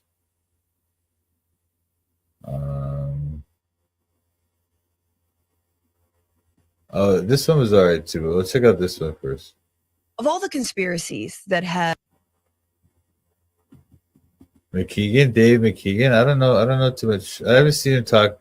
No, I never seen. Well, they had a live, right? So barely listen to that. I don't know what do you mean? He's very elusive, eh? They're very deceptive, bro. This woman, she's probably on some weird stuff too. Why is one of her black and green, and this purple thing in the back? This is very weird too. Upside down triangle here. This woman's probably on some weird stuff too, but let's see what she's all about. Have sort of pervaded human consciousness. Wouldn't we agree, other than the fake birds aren't real conspiracy, which hey, is Merry Christmas, Crafty Val. God bless you, okay? Thanks for joining. Oh, sir. a beautiful troll that have sort of pervaded human consciousness. Wouldn't we agree, other than the fake birds aren't real conspiracy, which is a beautiful troll, the flat earth conspiracy theory is perhaps the most perfect, you know? I can't see edge of earth, therefore must be flat. It's just so lizard brain. Oh, so this is TYT. You know, this is called the Young Turks. This is like a YouTube kind of news outlet, or they're like basically liberals, or like, I don't know. I guess they call themselves progressives or something like that. They're like basically, yeah, it's sinking them. Yeah. They're like Democrats, you know. They vote for Hillary and whatever, right? But then the thing about these guys is weird. First of all, the Young Turks, just calling it that, is wicked. Okay, in and of itself, just calling it that. The Young Turks were this group in what we now call Turkey. It was when the Ottoman Empire fell after World War One, and then there was this kind of fight inside of Turkey to determine who would lead the state after that, right? And the Young Turks were one of the big groups involved in that, and they were involved in like the Armenian genocide and stuff. So just the fact that they called themselves that, just by that alone, it's already like very, very weird. Very weird. All right. But then they're also very shilly and stuff. But anyway, let's just hear what she says. Simplistic, so beautiful. And in fact, between 2 and 10% of Americans believe it to be true. Pause. How many? Believe it to be true. And in many? fact, between 2 and 10% of Americans believe it to be true. 2 and 10%. Nice. I think it's probably more than that. I think at this point it's more than 10%. But they'll try to give you those low figures, 2 and 10%. But whatever. I heard it somewhere that like 40% of Americans or something like that believe in YEC. I was like, yeah, bro. Yeah. True. Pause. Sometimes you are wrong in life. And I thought that there was no 24-hour sun. In fact, I was pretty sure of it. But I respect Will Duffy for being a stand-up guy, at least in the way that he kept saying it was true. I kept saying it wasn't. He said, you want to go? I'll take you. And brought me here. And it's a fact. The sun does circle you in the south. It seems like the moon does circle here as well. So start thinking about that as well. It doesn't mean that AE map is over flat. The moon too? The moon. So how would he know about the moon? Wasn't it sunlight the whole time they were there? Or what's going on with that? How would they know about the moon? Earth is over. Maybe somebody's got the answer. I don't have that answer. And what you saw right there was one of these flat earthers. But actually, I don't know if you guys remember, like there was a while ago, right? When the flat earth thing was first getting big, and Discovery Channel made this like documentary about it.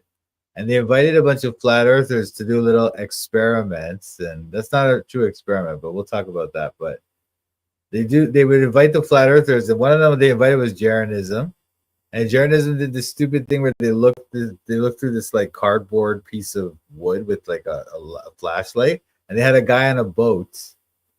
And it's like if his boat is like below, then that means that it's because he's going beyond the curve of the earth a little bit. It's so dumb. It was just retardedly dumb. Okay. But anyway, that was the experiment they did.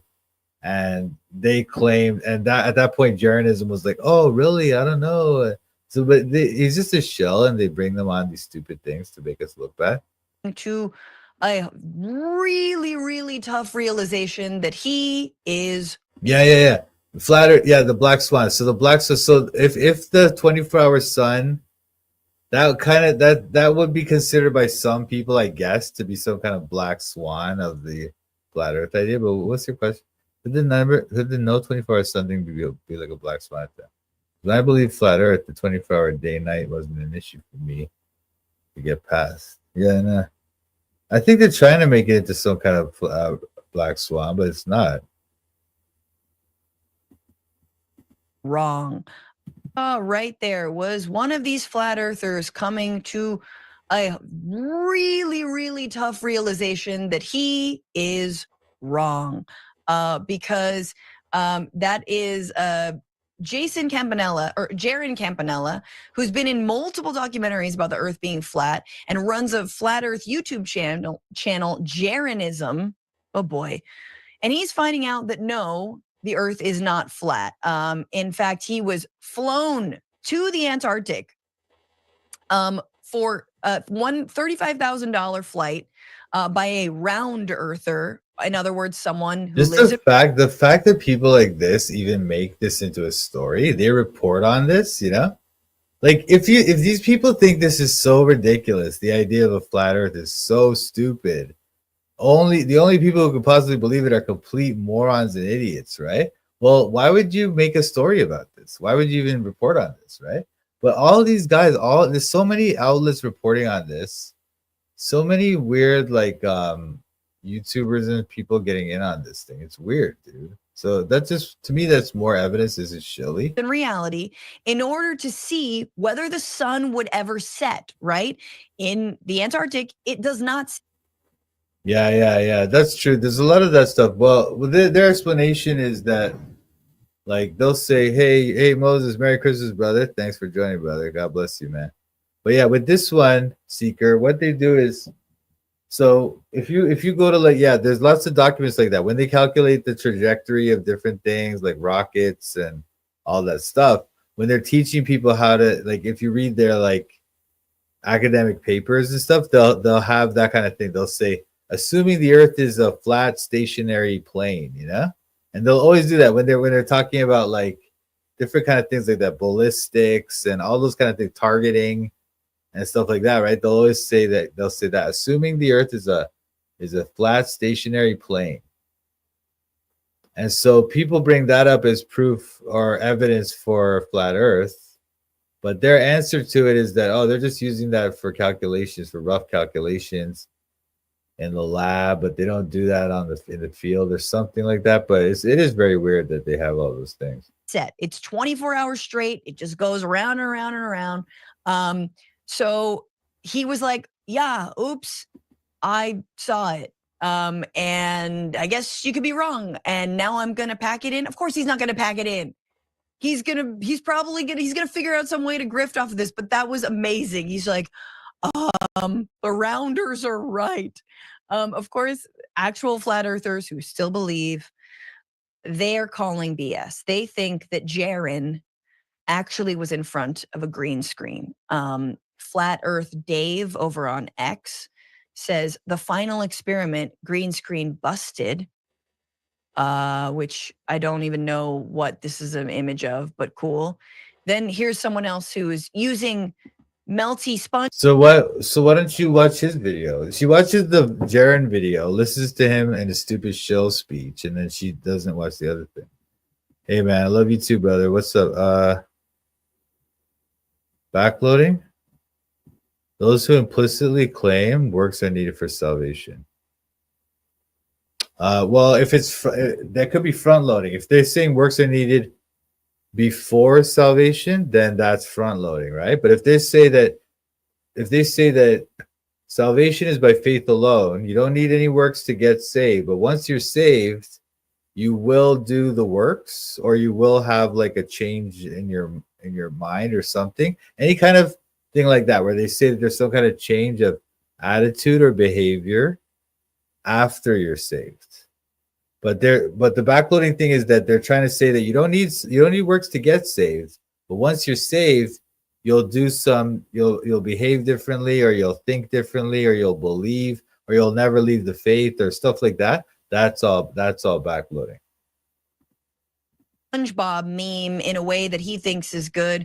You're trying to prove the world is round by displaying 24-hour sunlight, but leave on the chroma key that will cause live feed distortions and possibly ruin all the investment to go down there because your credibility is gone. It's like NASA re-landing on the moon and then having a chroma key malfunction on the live stream, and you're sitting here going, I don't see why that's a big deal. My God. It again, guys, it's not about being proven wrong. It does not matter whether they are wrong. They will always find a way to continue to believe the lies. And bless this rounder. I'm calling him a rounder, the round earther. You see what her argument is, right? Her argument, quote unquote, and I would suspect she's a shill too, but it's like, thanks, brother. I'm glad I cleared that up for you, man.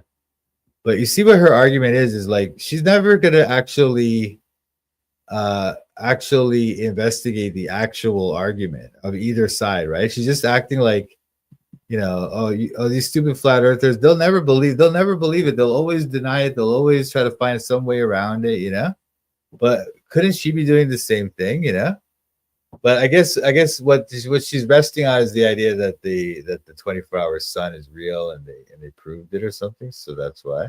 You spent $35,000 to send Jaron on a trip that he would never forget. And it opens with, can we just play it again? It's just very funny to me. Let's play it again when he realizes that he was wrong.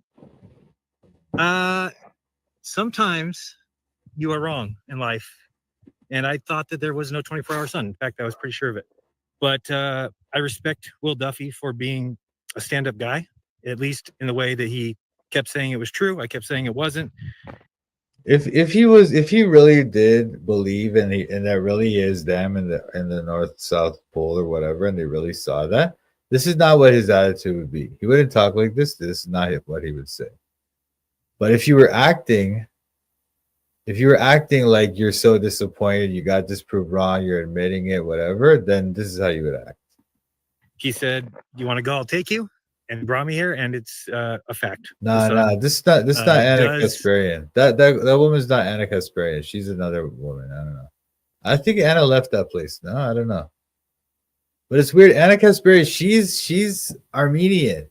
She's Armenian, eh? And the TYT, the Young Turks, they did the Armenian genocide. They did it. They were the ones that did it, you know? And she works there. It's very weird. It's very weird. Circle you in the South. It seems like the moon does circle here as well. So you start thinking about that as well. It doesn't mean that AE map is over, flat Earth is over. Maybe somebody's got the answer. I don't have that answer.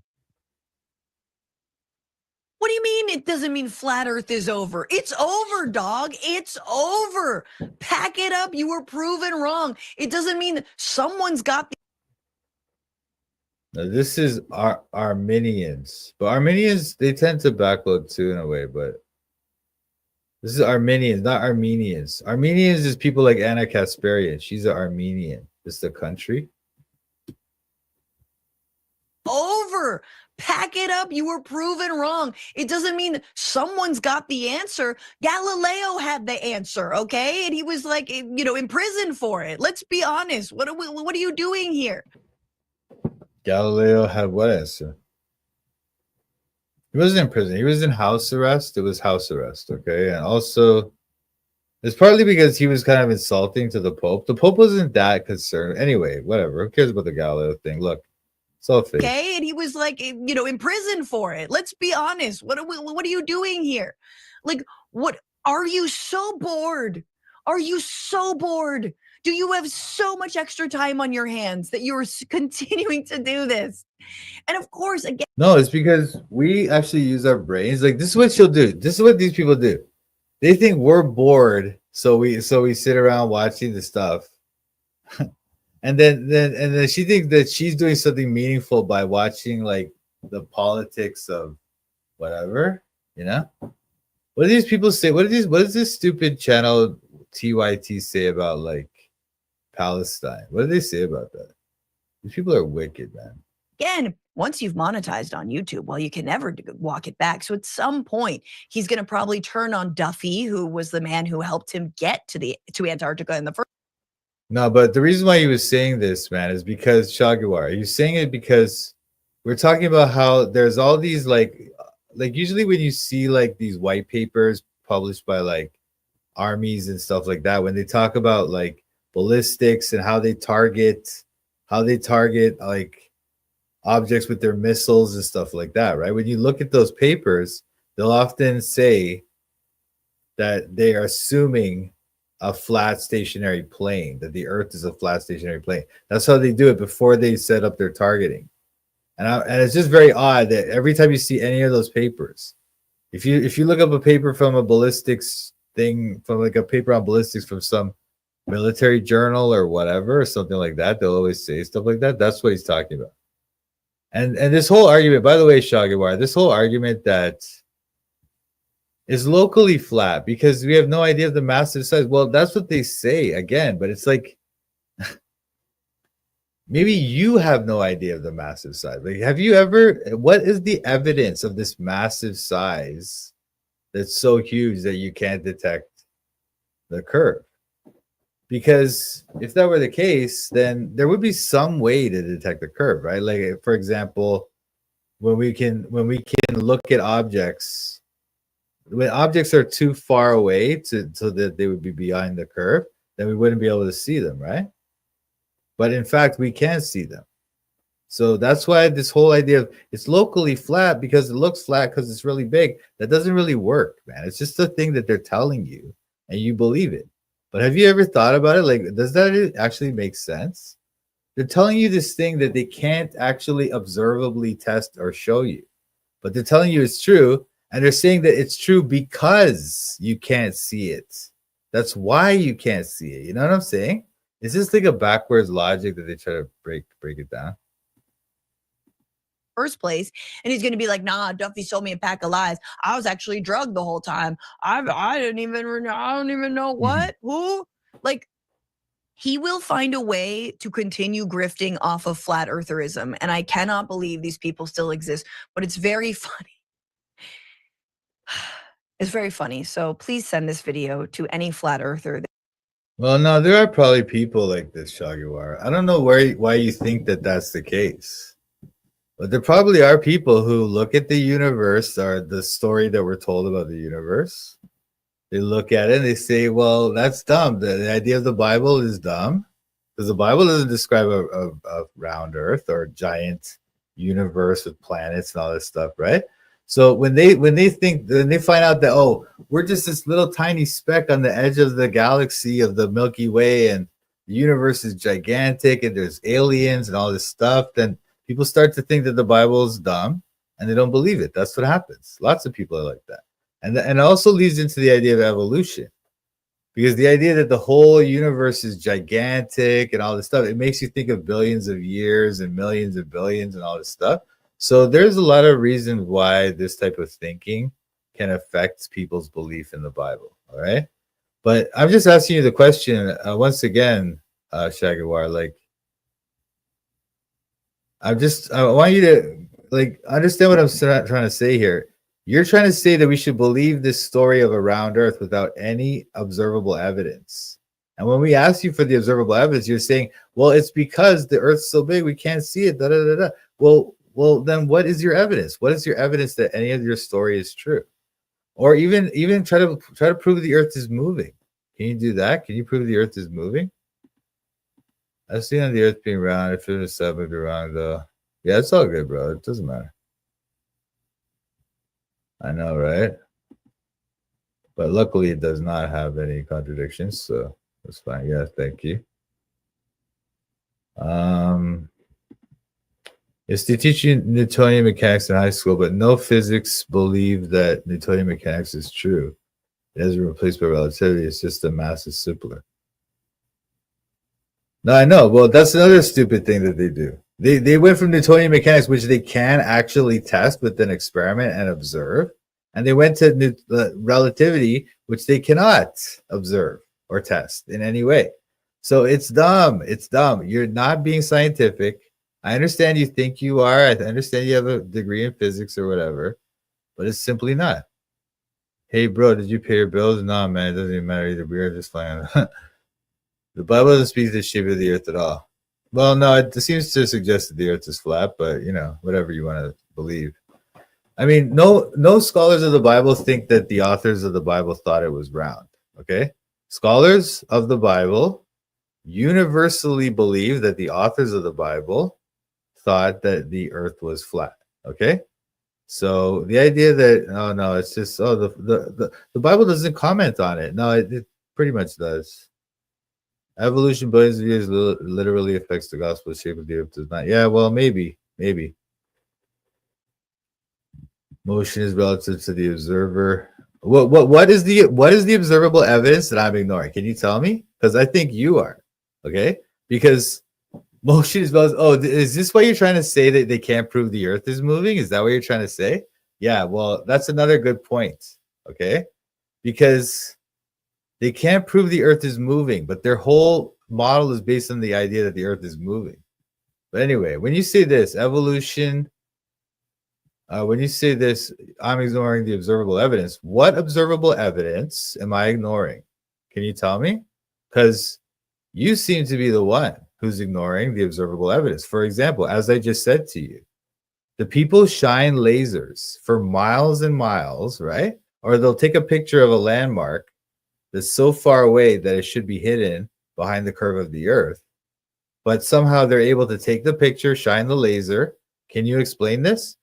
You're gonna ignore my question about the lasers and the photographs of landmarks in the distance, and you're gonna talk about the 24-hour stupid sun. Dude, you guys are brainwashed, man. Like, even if the Earth is round, this is like the way people are, the way people think like this, talk like this. It shows that you're brainwashed. Even if the Earth is round, you are still brainwashed. You know, because you can't like you'll just believe that in heliocentrism, even though it's dumb, or relativity. Like, why do you believe in relativity? What is the evidence for relativity? The Hafeel-Kading experiment or whatever. Anyway, we're gonna do another live on this relativity nonsense.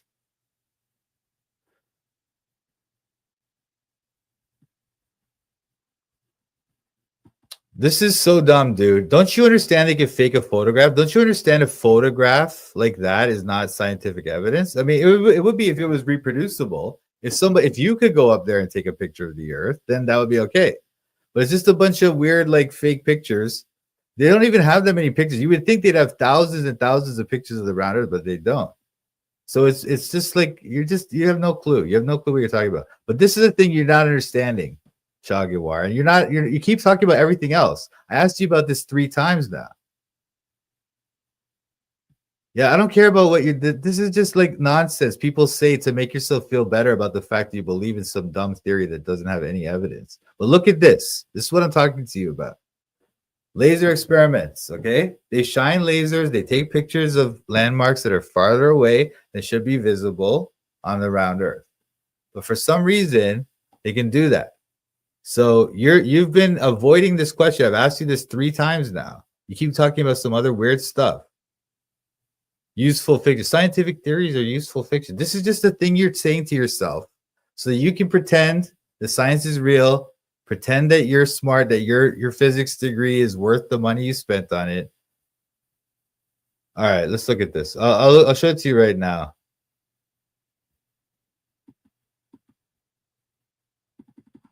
Let's go. There's a few people that have these, but this one is probably one of the bigger ones. So this guy, which I did show you last time, Che Guevara, by the way. So I don't know why you think like you're some like inquiring mind or you're like trying to figure out the truth or something. You're not, man. You should have been already on this thing trying to figure it out because I showed it to you like 2 weeks ago. Here's one example, all right? Record long distance laser test proves globe. Let's look at this. There where the center of the beam is out there at 50 yards.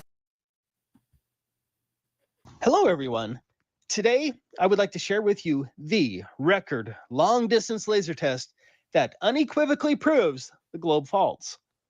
The video comes from Flatlanders on the Shelley Lewis channel. So, okay, this was the guy saying. We should not be able to see the laser 10 miles away. It should be hidden by the Earth's supposed curve.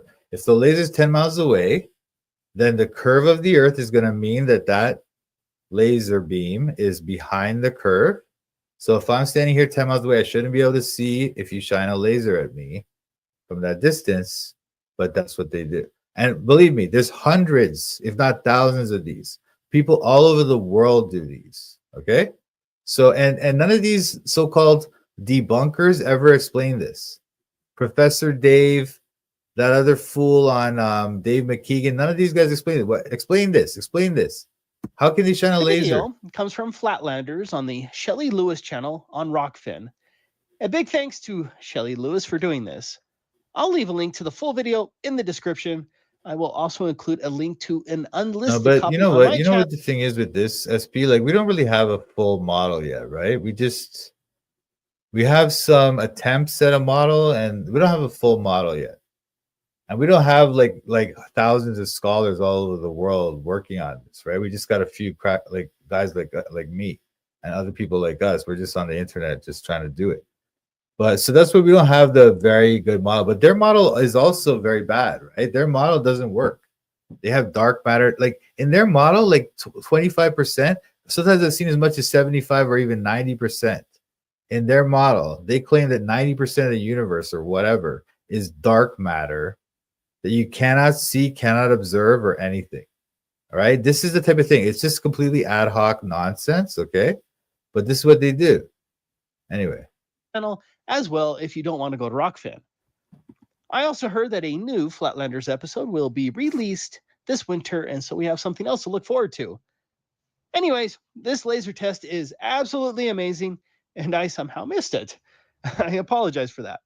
I have been wanting to share these results for years now, but I didn't realize that the Flatlanders made a video. Okay. So if you agree on dark matter, right? You agree on dark matter. You agree with me, right? So that means that relativity doesn't work. It's not a good model. It's not. Okay. Unfortunately, although they will insist that it's the most successful theory and they have all this evidence of it. First of all, you cannot observe space-time curvature, so it's not even scientific. It's just like unfalsifiable nonsense, right? That's the first thing. Secondly, there's this dark matter problem. So the theory, it doesn't work. It's not a good model. It sucks. But then you're just like, before you're just like, oh yeah, they don't use Newtonian mechanics, they use relativity. Well, it's because it's foolishness. And they don't really use it. They don't use it. Relativity has no practical use. People will say GPS and all this stuff. It's not true. Yeah, I know quantum mechanics is successful, but look, that's another reason why relativity is dumb, because relativity and quantum mechanics are clearly in contradiction. They cannot both be true. Obviously, right? You understand that as well. I understand. I know you know that. So why do you think relativity is a good theory? Why would you even say that? Why would you even suggest that? You were saying that before, right? You're like, what'd you say? They teach Newtonian mechanics in high school, but no physicists believe that Newtonian mechanics is true. It has to replace by relativity. It's just the math is simpler. But this is what I'm saying to you. No, Newtonian mechanics is the actual physics that we actually use in our lives, in our technology, and in everything that actually affects our life, right? We use Newtonian mechanics. Where does relativity ever be applied to us? And people will say, "Oh, GPS and all this stuff." It's not. They use the Sagnac effect. You know the Sagnac effect. That's what they use for GPS. It's not relativity.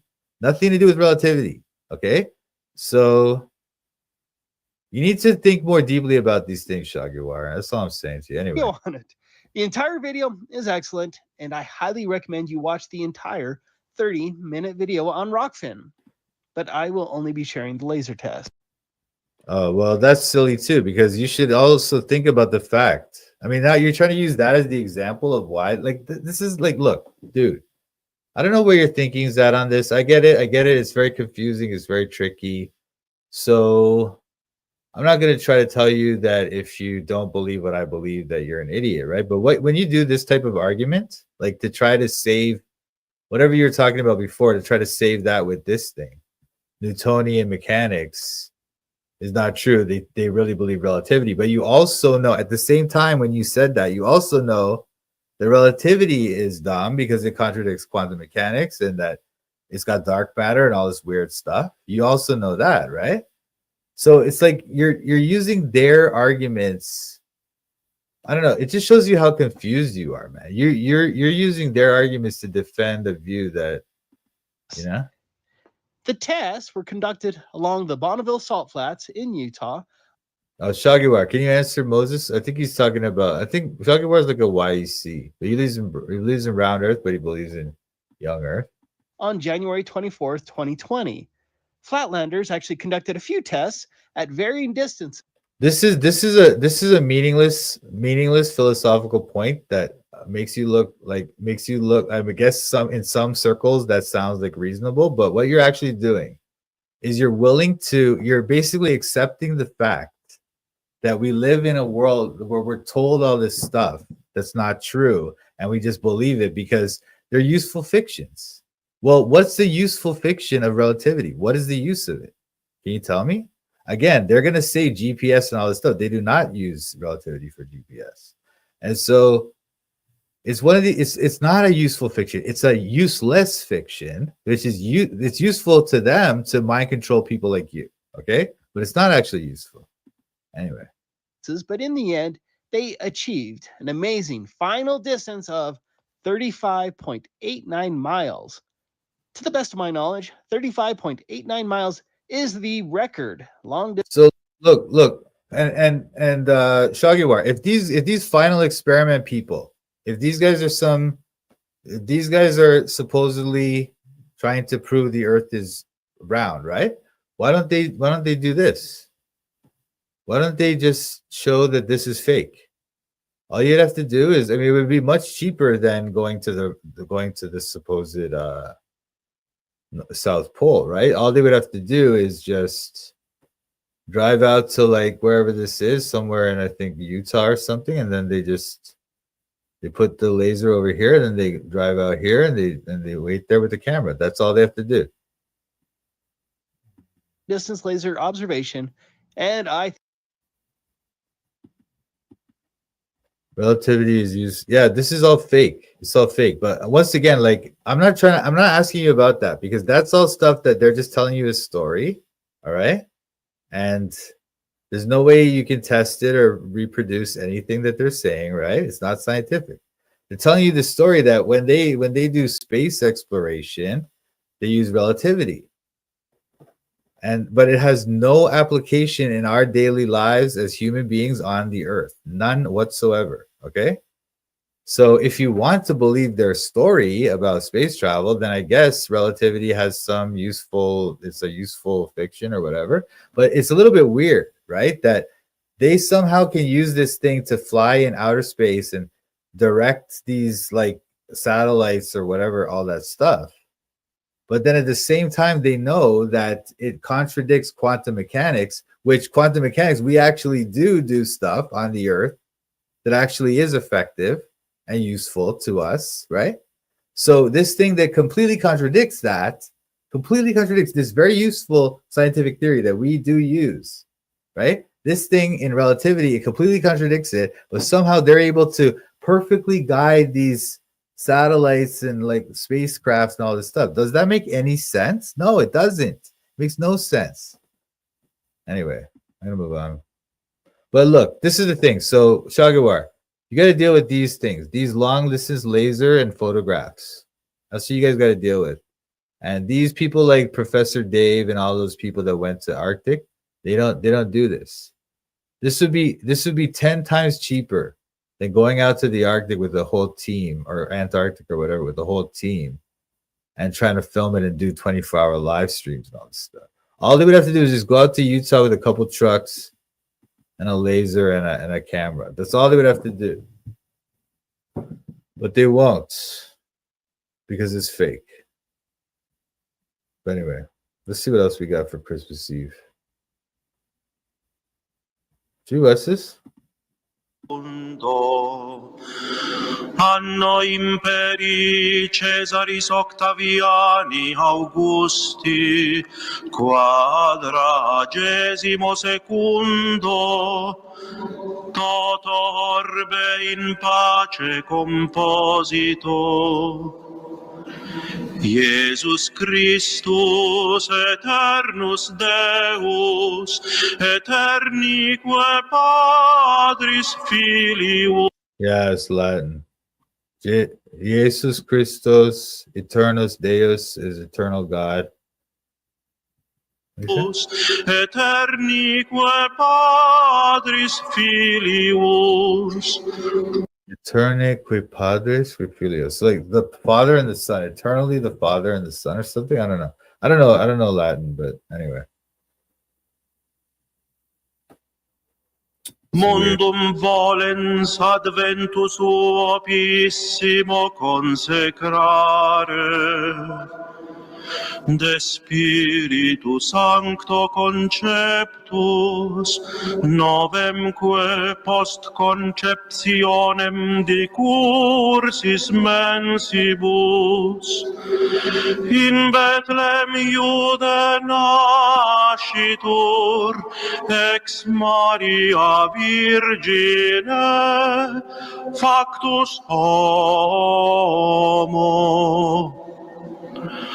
Nativitas Domini Oh, you know what? nostri Jesus. Yeah, hang on, you guys. This is boring. So let me watch this. This guy's funny, but this guy's a shill too. But okay, I am broadcasting in a whole new. so this guy has this channel, right? They make like little cartoons and stuff. It's like it's some kind of shill thing, right? But this is part of the whole thing. Like, you know how? Okay, basically, there's this whole thing about how supposedly all the women go for like all the men, the top 20% of men, and so all the men.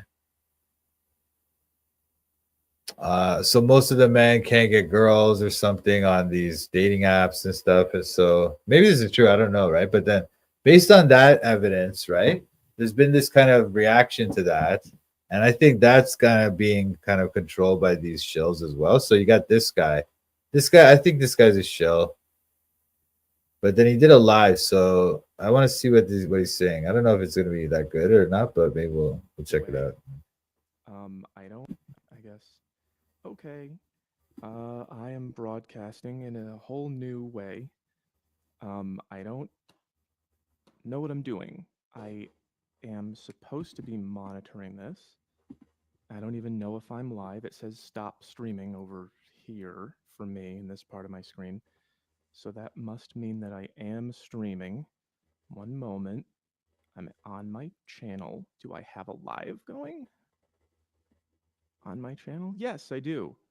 That's great. It's working. Okay. I'm live. It says stop streaming. Oh no, I can hear myself like 3 seconds ago. I'm gonna have to turn my volume down. That must mean that I am streaming. Okay. And of a J for Jesus. They originally. What? He's talking about Jesus. Wow.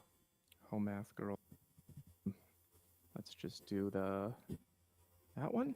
There you go. That's much better. Why is this guy talking about Jesus? This is Christmas probably Eve. Pretty nice right now, I bet. Let's do a little New Hampshire. Home math girl with a Santa hat. Just real quick drawing for you. This little puff ball. Her bow is hidden, and I'll just put like. That's actually not that great. Let's do the white mountains behind her. The white mountains are kind of gentle. New Hampshire-y, snowy mountains that go off into the distance. Let's do the dress. And like a candy cane. The candy cane is, I should mention, well, I shouldn't, but I, do anyway. The candy cane is a bastardization of. Yeah, I heard about that. That was just a shill thing too. Made the I don't know how they got booked for that, but whatever that was fake too. I don't know what that is all about, but all those people are shills, man. So I don't believe it. Candy cane, and I'm only like 50% sure that this story is true. It might just be some propaganda I heard when I was in like a kid going to church, but I heard that some monk or something made it to be J for, well, the other way around, obviously, for Jesus. That would be Lysis. And then they just turned it into a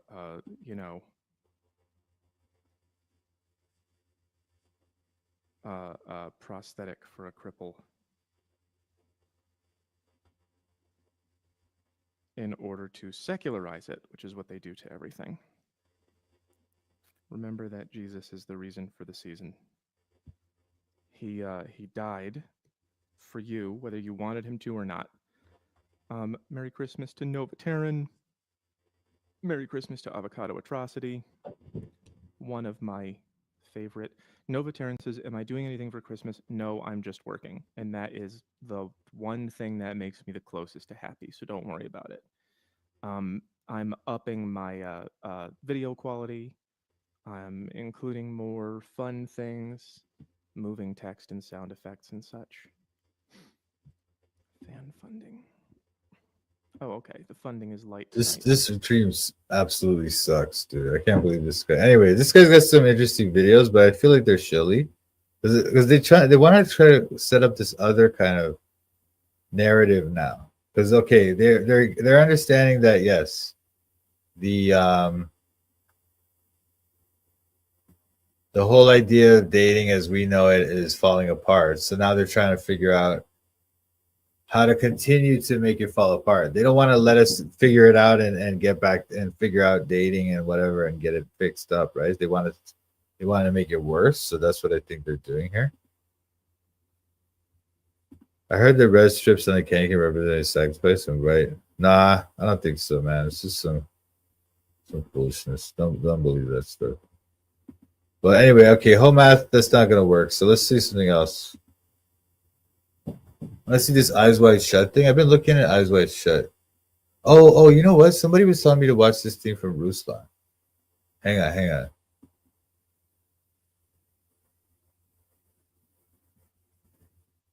Oh, I still want to look at these videos with Jordan Peterson. There's so much Freemason weird stuff. Beyond weird. But anyway, this is the thing that someone was telling me to watch this.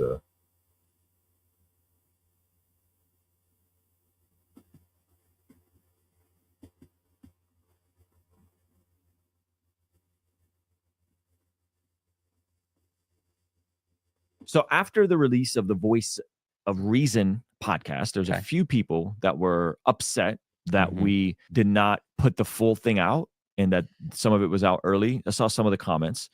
I think that they're probably new and not familiar to what we do here. Yes. And so we just wanted to clarify, listen, every podcast we do goes on our Patreon community first. Yep.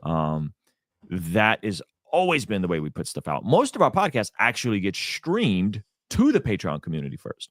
Patreon community is $6.99 a month, which will go up in 2025 unless you're already at that price. And you can sign up for a free 6-day, 7-day trial. So if you just wanted to see a podcast, you can sign up, watch it, cancel it.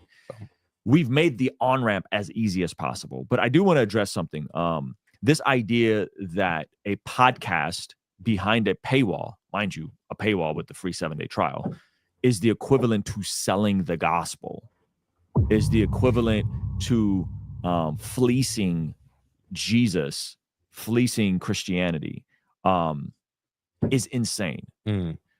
You and I have access to scripture unlike we've ever had it before. We have access to amazing free resources unlike we've ever had them before. From apps like Blue Letter Bible that can get you a great interlinear translation of the Greek and the Hebrew, to the Bible app, to Bible Gateway. There's so many resources out there right now for free. ESV Commentary Study Bible. I think I got this thing for $100. Yep. Oh yeah, $100, guys. Just go get that. So then you don't need to watch Ruslan's podcast. You can just buy that thing. ESV Commentary Study Bible. I think I got this thing for $100. Yep.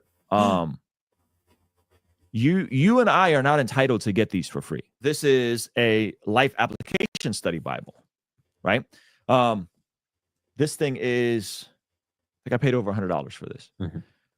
Getting a big study Bible with commentary that tons of pastors and scholars worked on, with resources to give you more context around the books, and a physical Bible, we're not entitled to get that for free.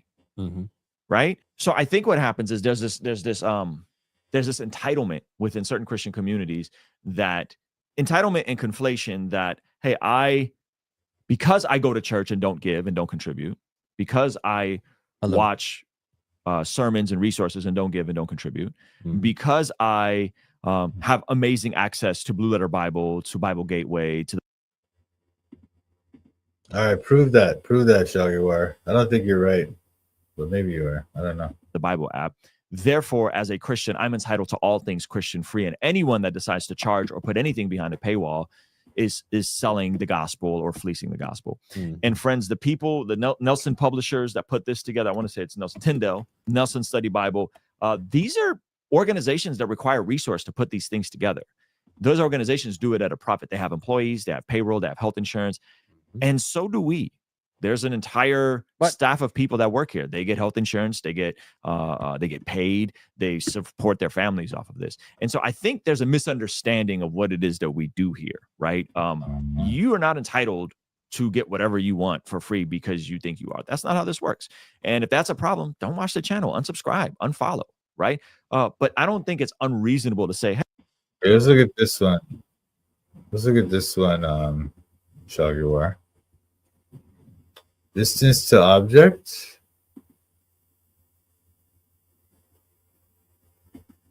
Miles. 35.89. Eyesight level, I don't know. Let's say 2 meters or something, I guess. Distance to the horizon, I don't know. Obscure object part. What is this supposed to be? 218 meters. 218 meters. That's what this says.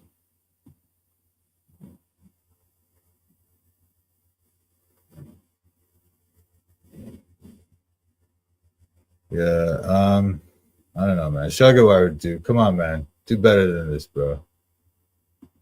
I know you got a brain on your head, man.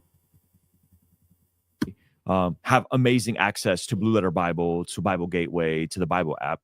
Therefore, just use whatever anywhere. Like, dude, it's not 40 feet after 35 miles. You know, the rule of thumb is that you're supposed to go. I think it's 8 inches per mile squared. 8 inches per mile squared. Okay. So if you've got 35 miles and you square that and you multiply by 8 inches, that's what you're going to get. That's your kind of rule of thumb. It's not a very good calculation, but that's a close approximation. Okay. But just use a proper, like, there's tons of these things. There's tons of these earth curve calculators. Oh, sorry, I stopped sharing. Anyway, there's tons of these earth curve calculators, Shagiwara. It's not that hard to find them. Like, just type earth curve calculator into your Google, right? D equals H times R divided by 2R, or H to the power of R. Oh, H squared divided by 2R. I don't know, man. Just figure it out, bro. You're way off, man. You're way off. Do better. as a Christian, I'm entitled to church. Tons of pastors and scholars worked on with resources to give you more context around the books, and a physical Bible. We're not entitled to get that for free, right? So I think what happens is there's this entitlement. So this guy's saying that, okay, those people, like all the scholars and the pastors and stuff, they wrote in that book, that Bible, study Bible, and so you have to pay more for it. You pay $100 for it. So he's trying to say that his stupid podcast on Patreon is that valuable. You should pay for it. Just to hear him as monkeys talk, you know? It's not obviously it's not $100, but by the time, like, if you pay $7 a month, it's gonna be almost $100 in a year, right? It's just like, I don't know, these people are just scammering, man. Within certain Christian communities, that entitlement and conflation, that, hey, because I go to church and don't give and don't contribute, because I watch sermons and resources and don't give and don't contribute. How do you know? How do you know they don't go to the church and contribute? How do you know that? How do you know that? And since all those other resources are available for free, right? Why is your stupid podcast any better? Why would anybody pay for it? Because I watch sermons and resources and don't give and don't contribute. Because I have amazing access to Blue Letter Bible, to Bible Gateway, to the Bible app.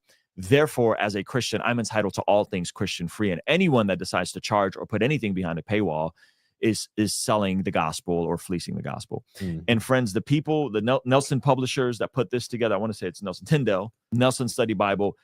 These are organizations that require resource to put these things together. Yeah, you're not them. You're not anything like them. Those are people that are very highly educated, and they spent like hundreds of thousands of dollars on their education.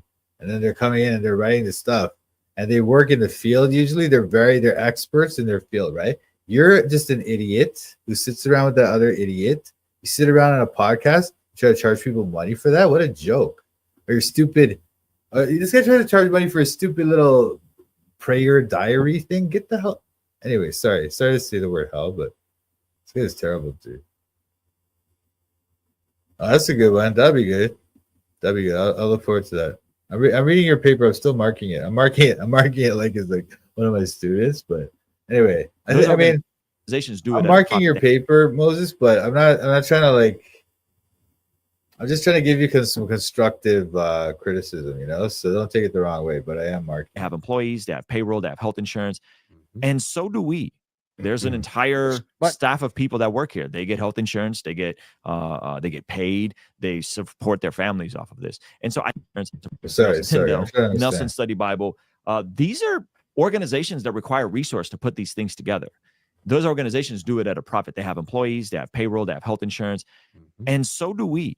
There's an entire staff of people that work here. They get health insurance. They get paid. They support their families. bless, off of this. brother. And so I think there's a misunderstanding of what it is that we do here, right? So now he's saying that in order for him to get the money to pay his people like their health insurance and stuff, he needs people to pay the $7 to join their stupid podcast. I don't know, man. I don't believe it. They just want to increase their profits. Like, are you saying that if nobody buy your podcast, that you would just go out of business? Wouldn't you just reduce your staff and just or whatever? Maybe you don't even need to reduce your staff. Like, well, I don't know. Like, I don't know. Maybe this guy's trying to say we have expenses we need to charge or something. I guess. Anyway, yeah, I guess that's what I would say about this.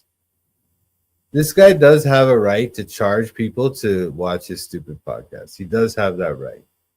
And if people try to say that he's selling the gospel by doing that, well, that's not actually true. But I would also say that his stupid podcast sucks. And anybody who pays for that, you're wasting your money. Don't pay to watch his dumb podcast. Don't pay money to this guy for his dumb prayer Bible or whatever that thing, or the prayer journal, or whatever he does sell. Don't buy any of his junk. It's just a bunch of junk. Their families off of this. And so I think there's a misunderstanding of what it is that we do here, right? You are not entitled to get whatever you want for free because you think you are. That's not how this works. And if that's a problem, don't watch the channel, unsubscribe, unfollow, right? But I don't think it's unreasonable to say, hey, for the people that are willing to go above and beyond and create, by the way, the most financial stability in terms of consistency that comes in for us is through our Patreon community. AdSense is super volatile in terms of YouTube. Merch is when we put it out. It's seasonal. And so the most consistent revenue stream we have, which is, by the way, the smallest revenue stream we have, is our Patreon community. And the people there deserve to get taken care of. They deserve to get the best of the best stuff from us. And we're super grateful for you guys. But this idea that you should have access to everything for free because you feel like it is just gross. It's really gross. Yeah. And if that's a problem, like I'm okay with those folks not watching the channel. I'm okay with folks not watching the channel. Don't watch it. If you think that we're these bad Christian capitalists who are like, just unsubscribe, unfollow me on everything. Don't ever watch. I just think you're just a garbage human and a fake Christian. It's not even about that for me, man. You know? I don't even know why I'm watching you. Oh, I'm watching you right now to make fun of you and to criticize you. Watch again. I don't think a 501c3 Christian ministry should be selling merch.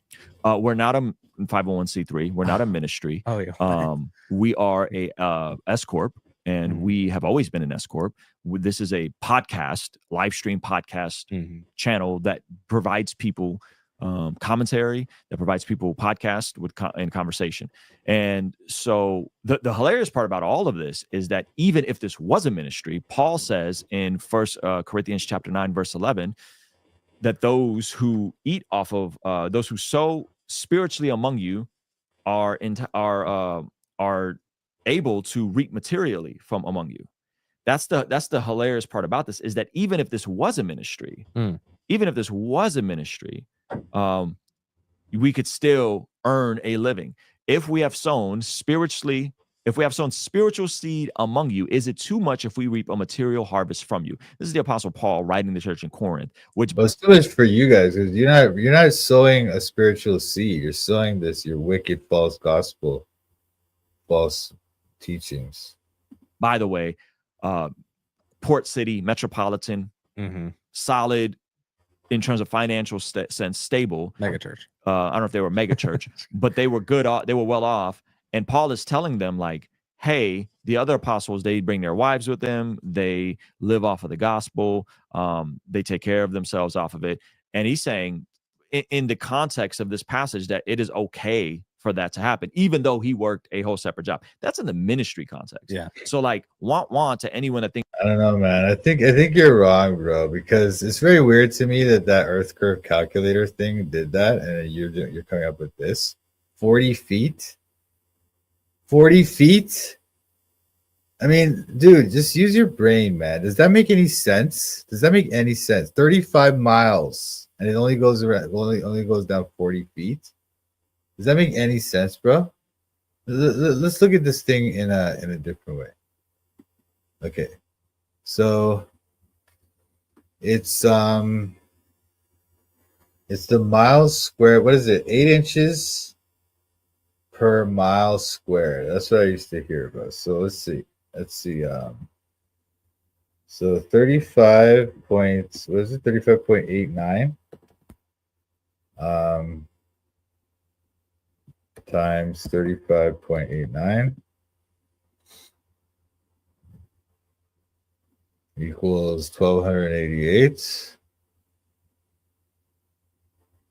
Now that might be 40 feet. 1288 inches. That might be 40 feet. Let me see.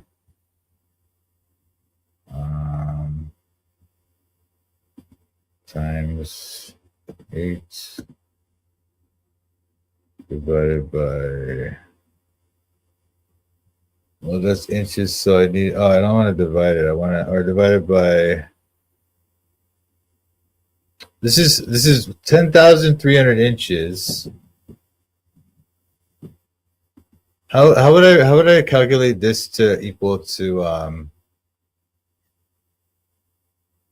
like feet or something? Divided by 12. 858 feet. 858 feet, man.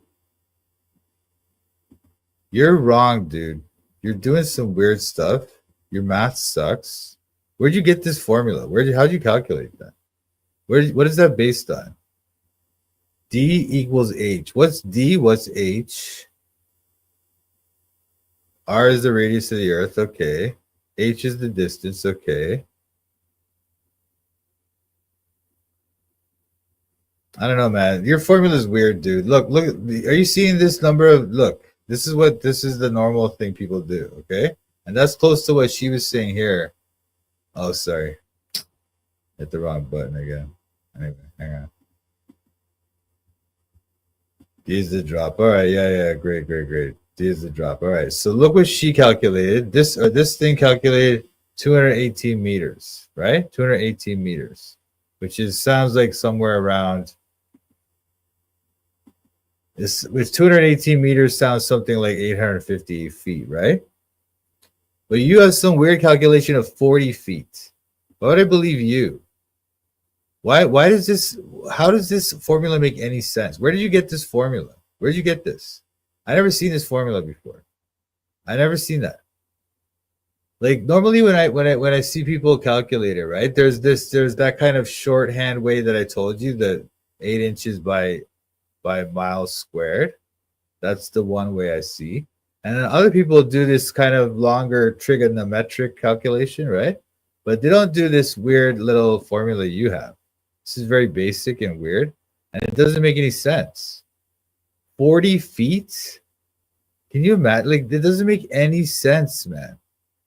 Earth curvature drop for, oh yeah, that's interesting. That's what you said last time. Where did you get this? Where is this? Where is this from? What is this? And anyway, look, let's do this. Let's look. All right. You know what? How to calculate the Earth curve drop or whatever.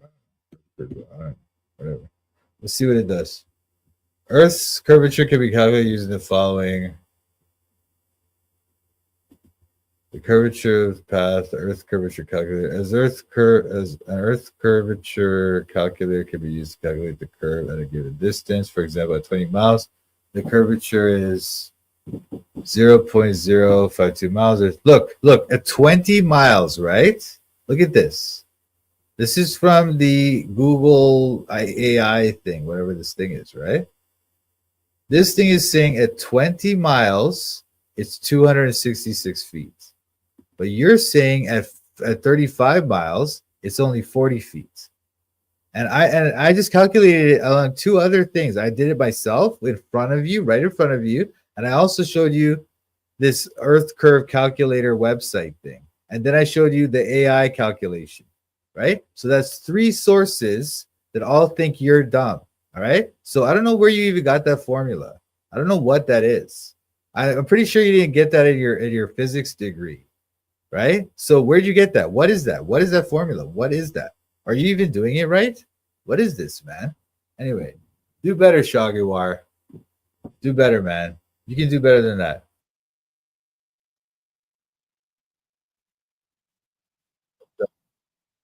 Ministry don't tithe to us. We've never asked for anything off of it. And he's saying in the context of this passage that it is okay for that to happen, even though he worked a whole separate job. That's in the ministry context. Yeah. So like want to anyone that thinks your pastor can't make a living. You asked ChatGPT? Well, I just asked the AI. Look, this is an AI. This AI says this. And that's typically what I'm used to seeing, those kind of figures, okay? And also, we went to this thing. This thing says 218 meters, all right? So, which, again, that kind of sounds like what we calculated here, which is 858 feet. So, we got three calculations, three sources that are different than yours, and yours is weird, all right? So ChatGPT does make mistakes. You got to check those things. You can't just believe everything it says, right? You know that. So do better, Shagiwar. You can do it. Anyway, you guys, what do you think? I don't know. I can't think of anything else to really watch right now. Maybe we'll get some more in the watch later list. This video by Ruslan super sucks, but let's see what we got in the watch later list.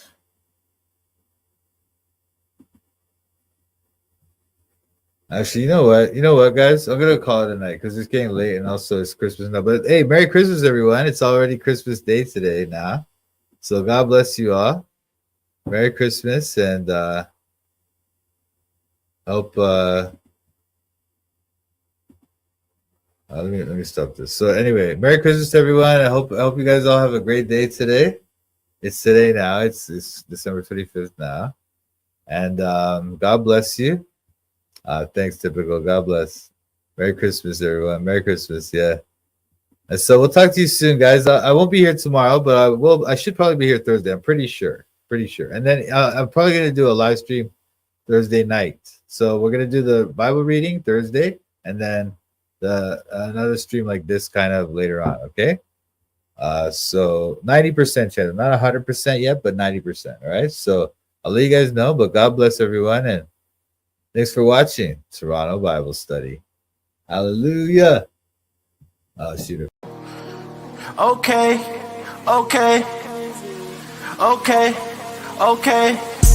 I'm studying the Bible in Toronto. I'm studying the Bible in Toronto. I'm studying the Bible in Toronto.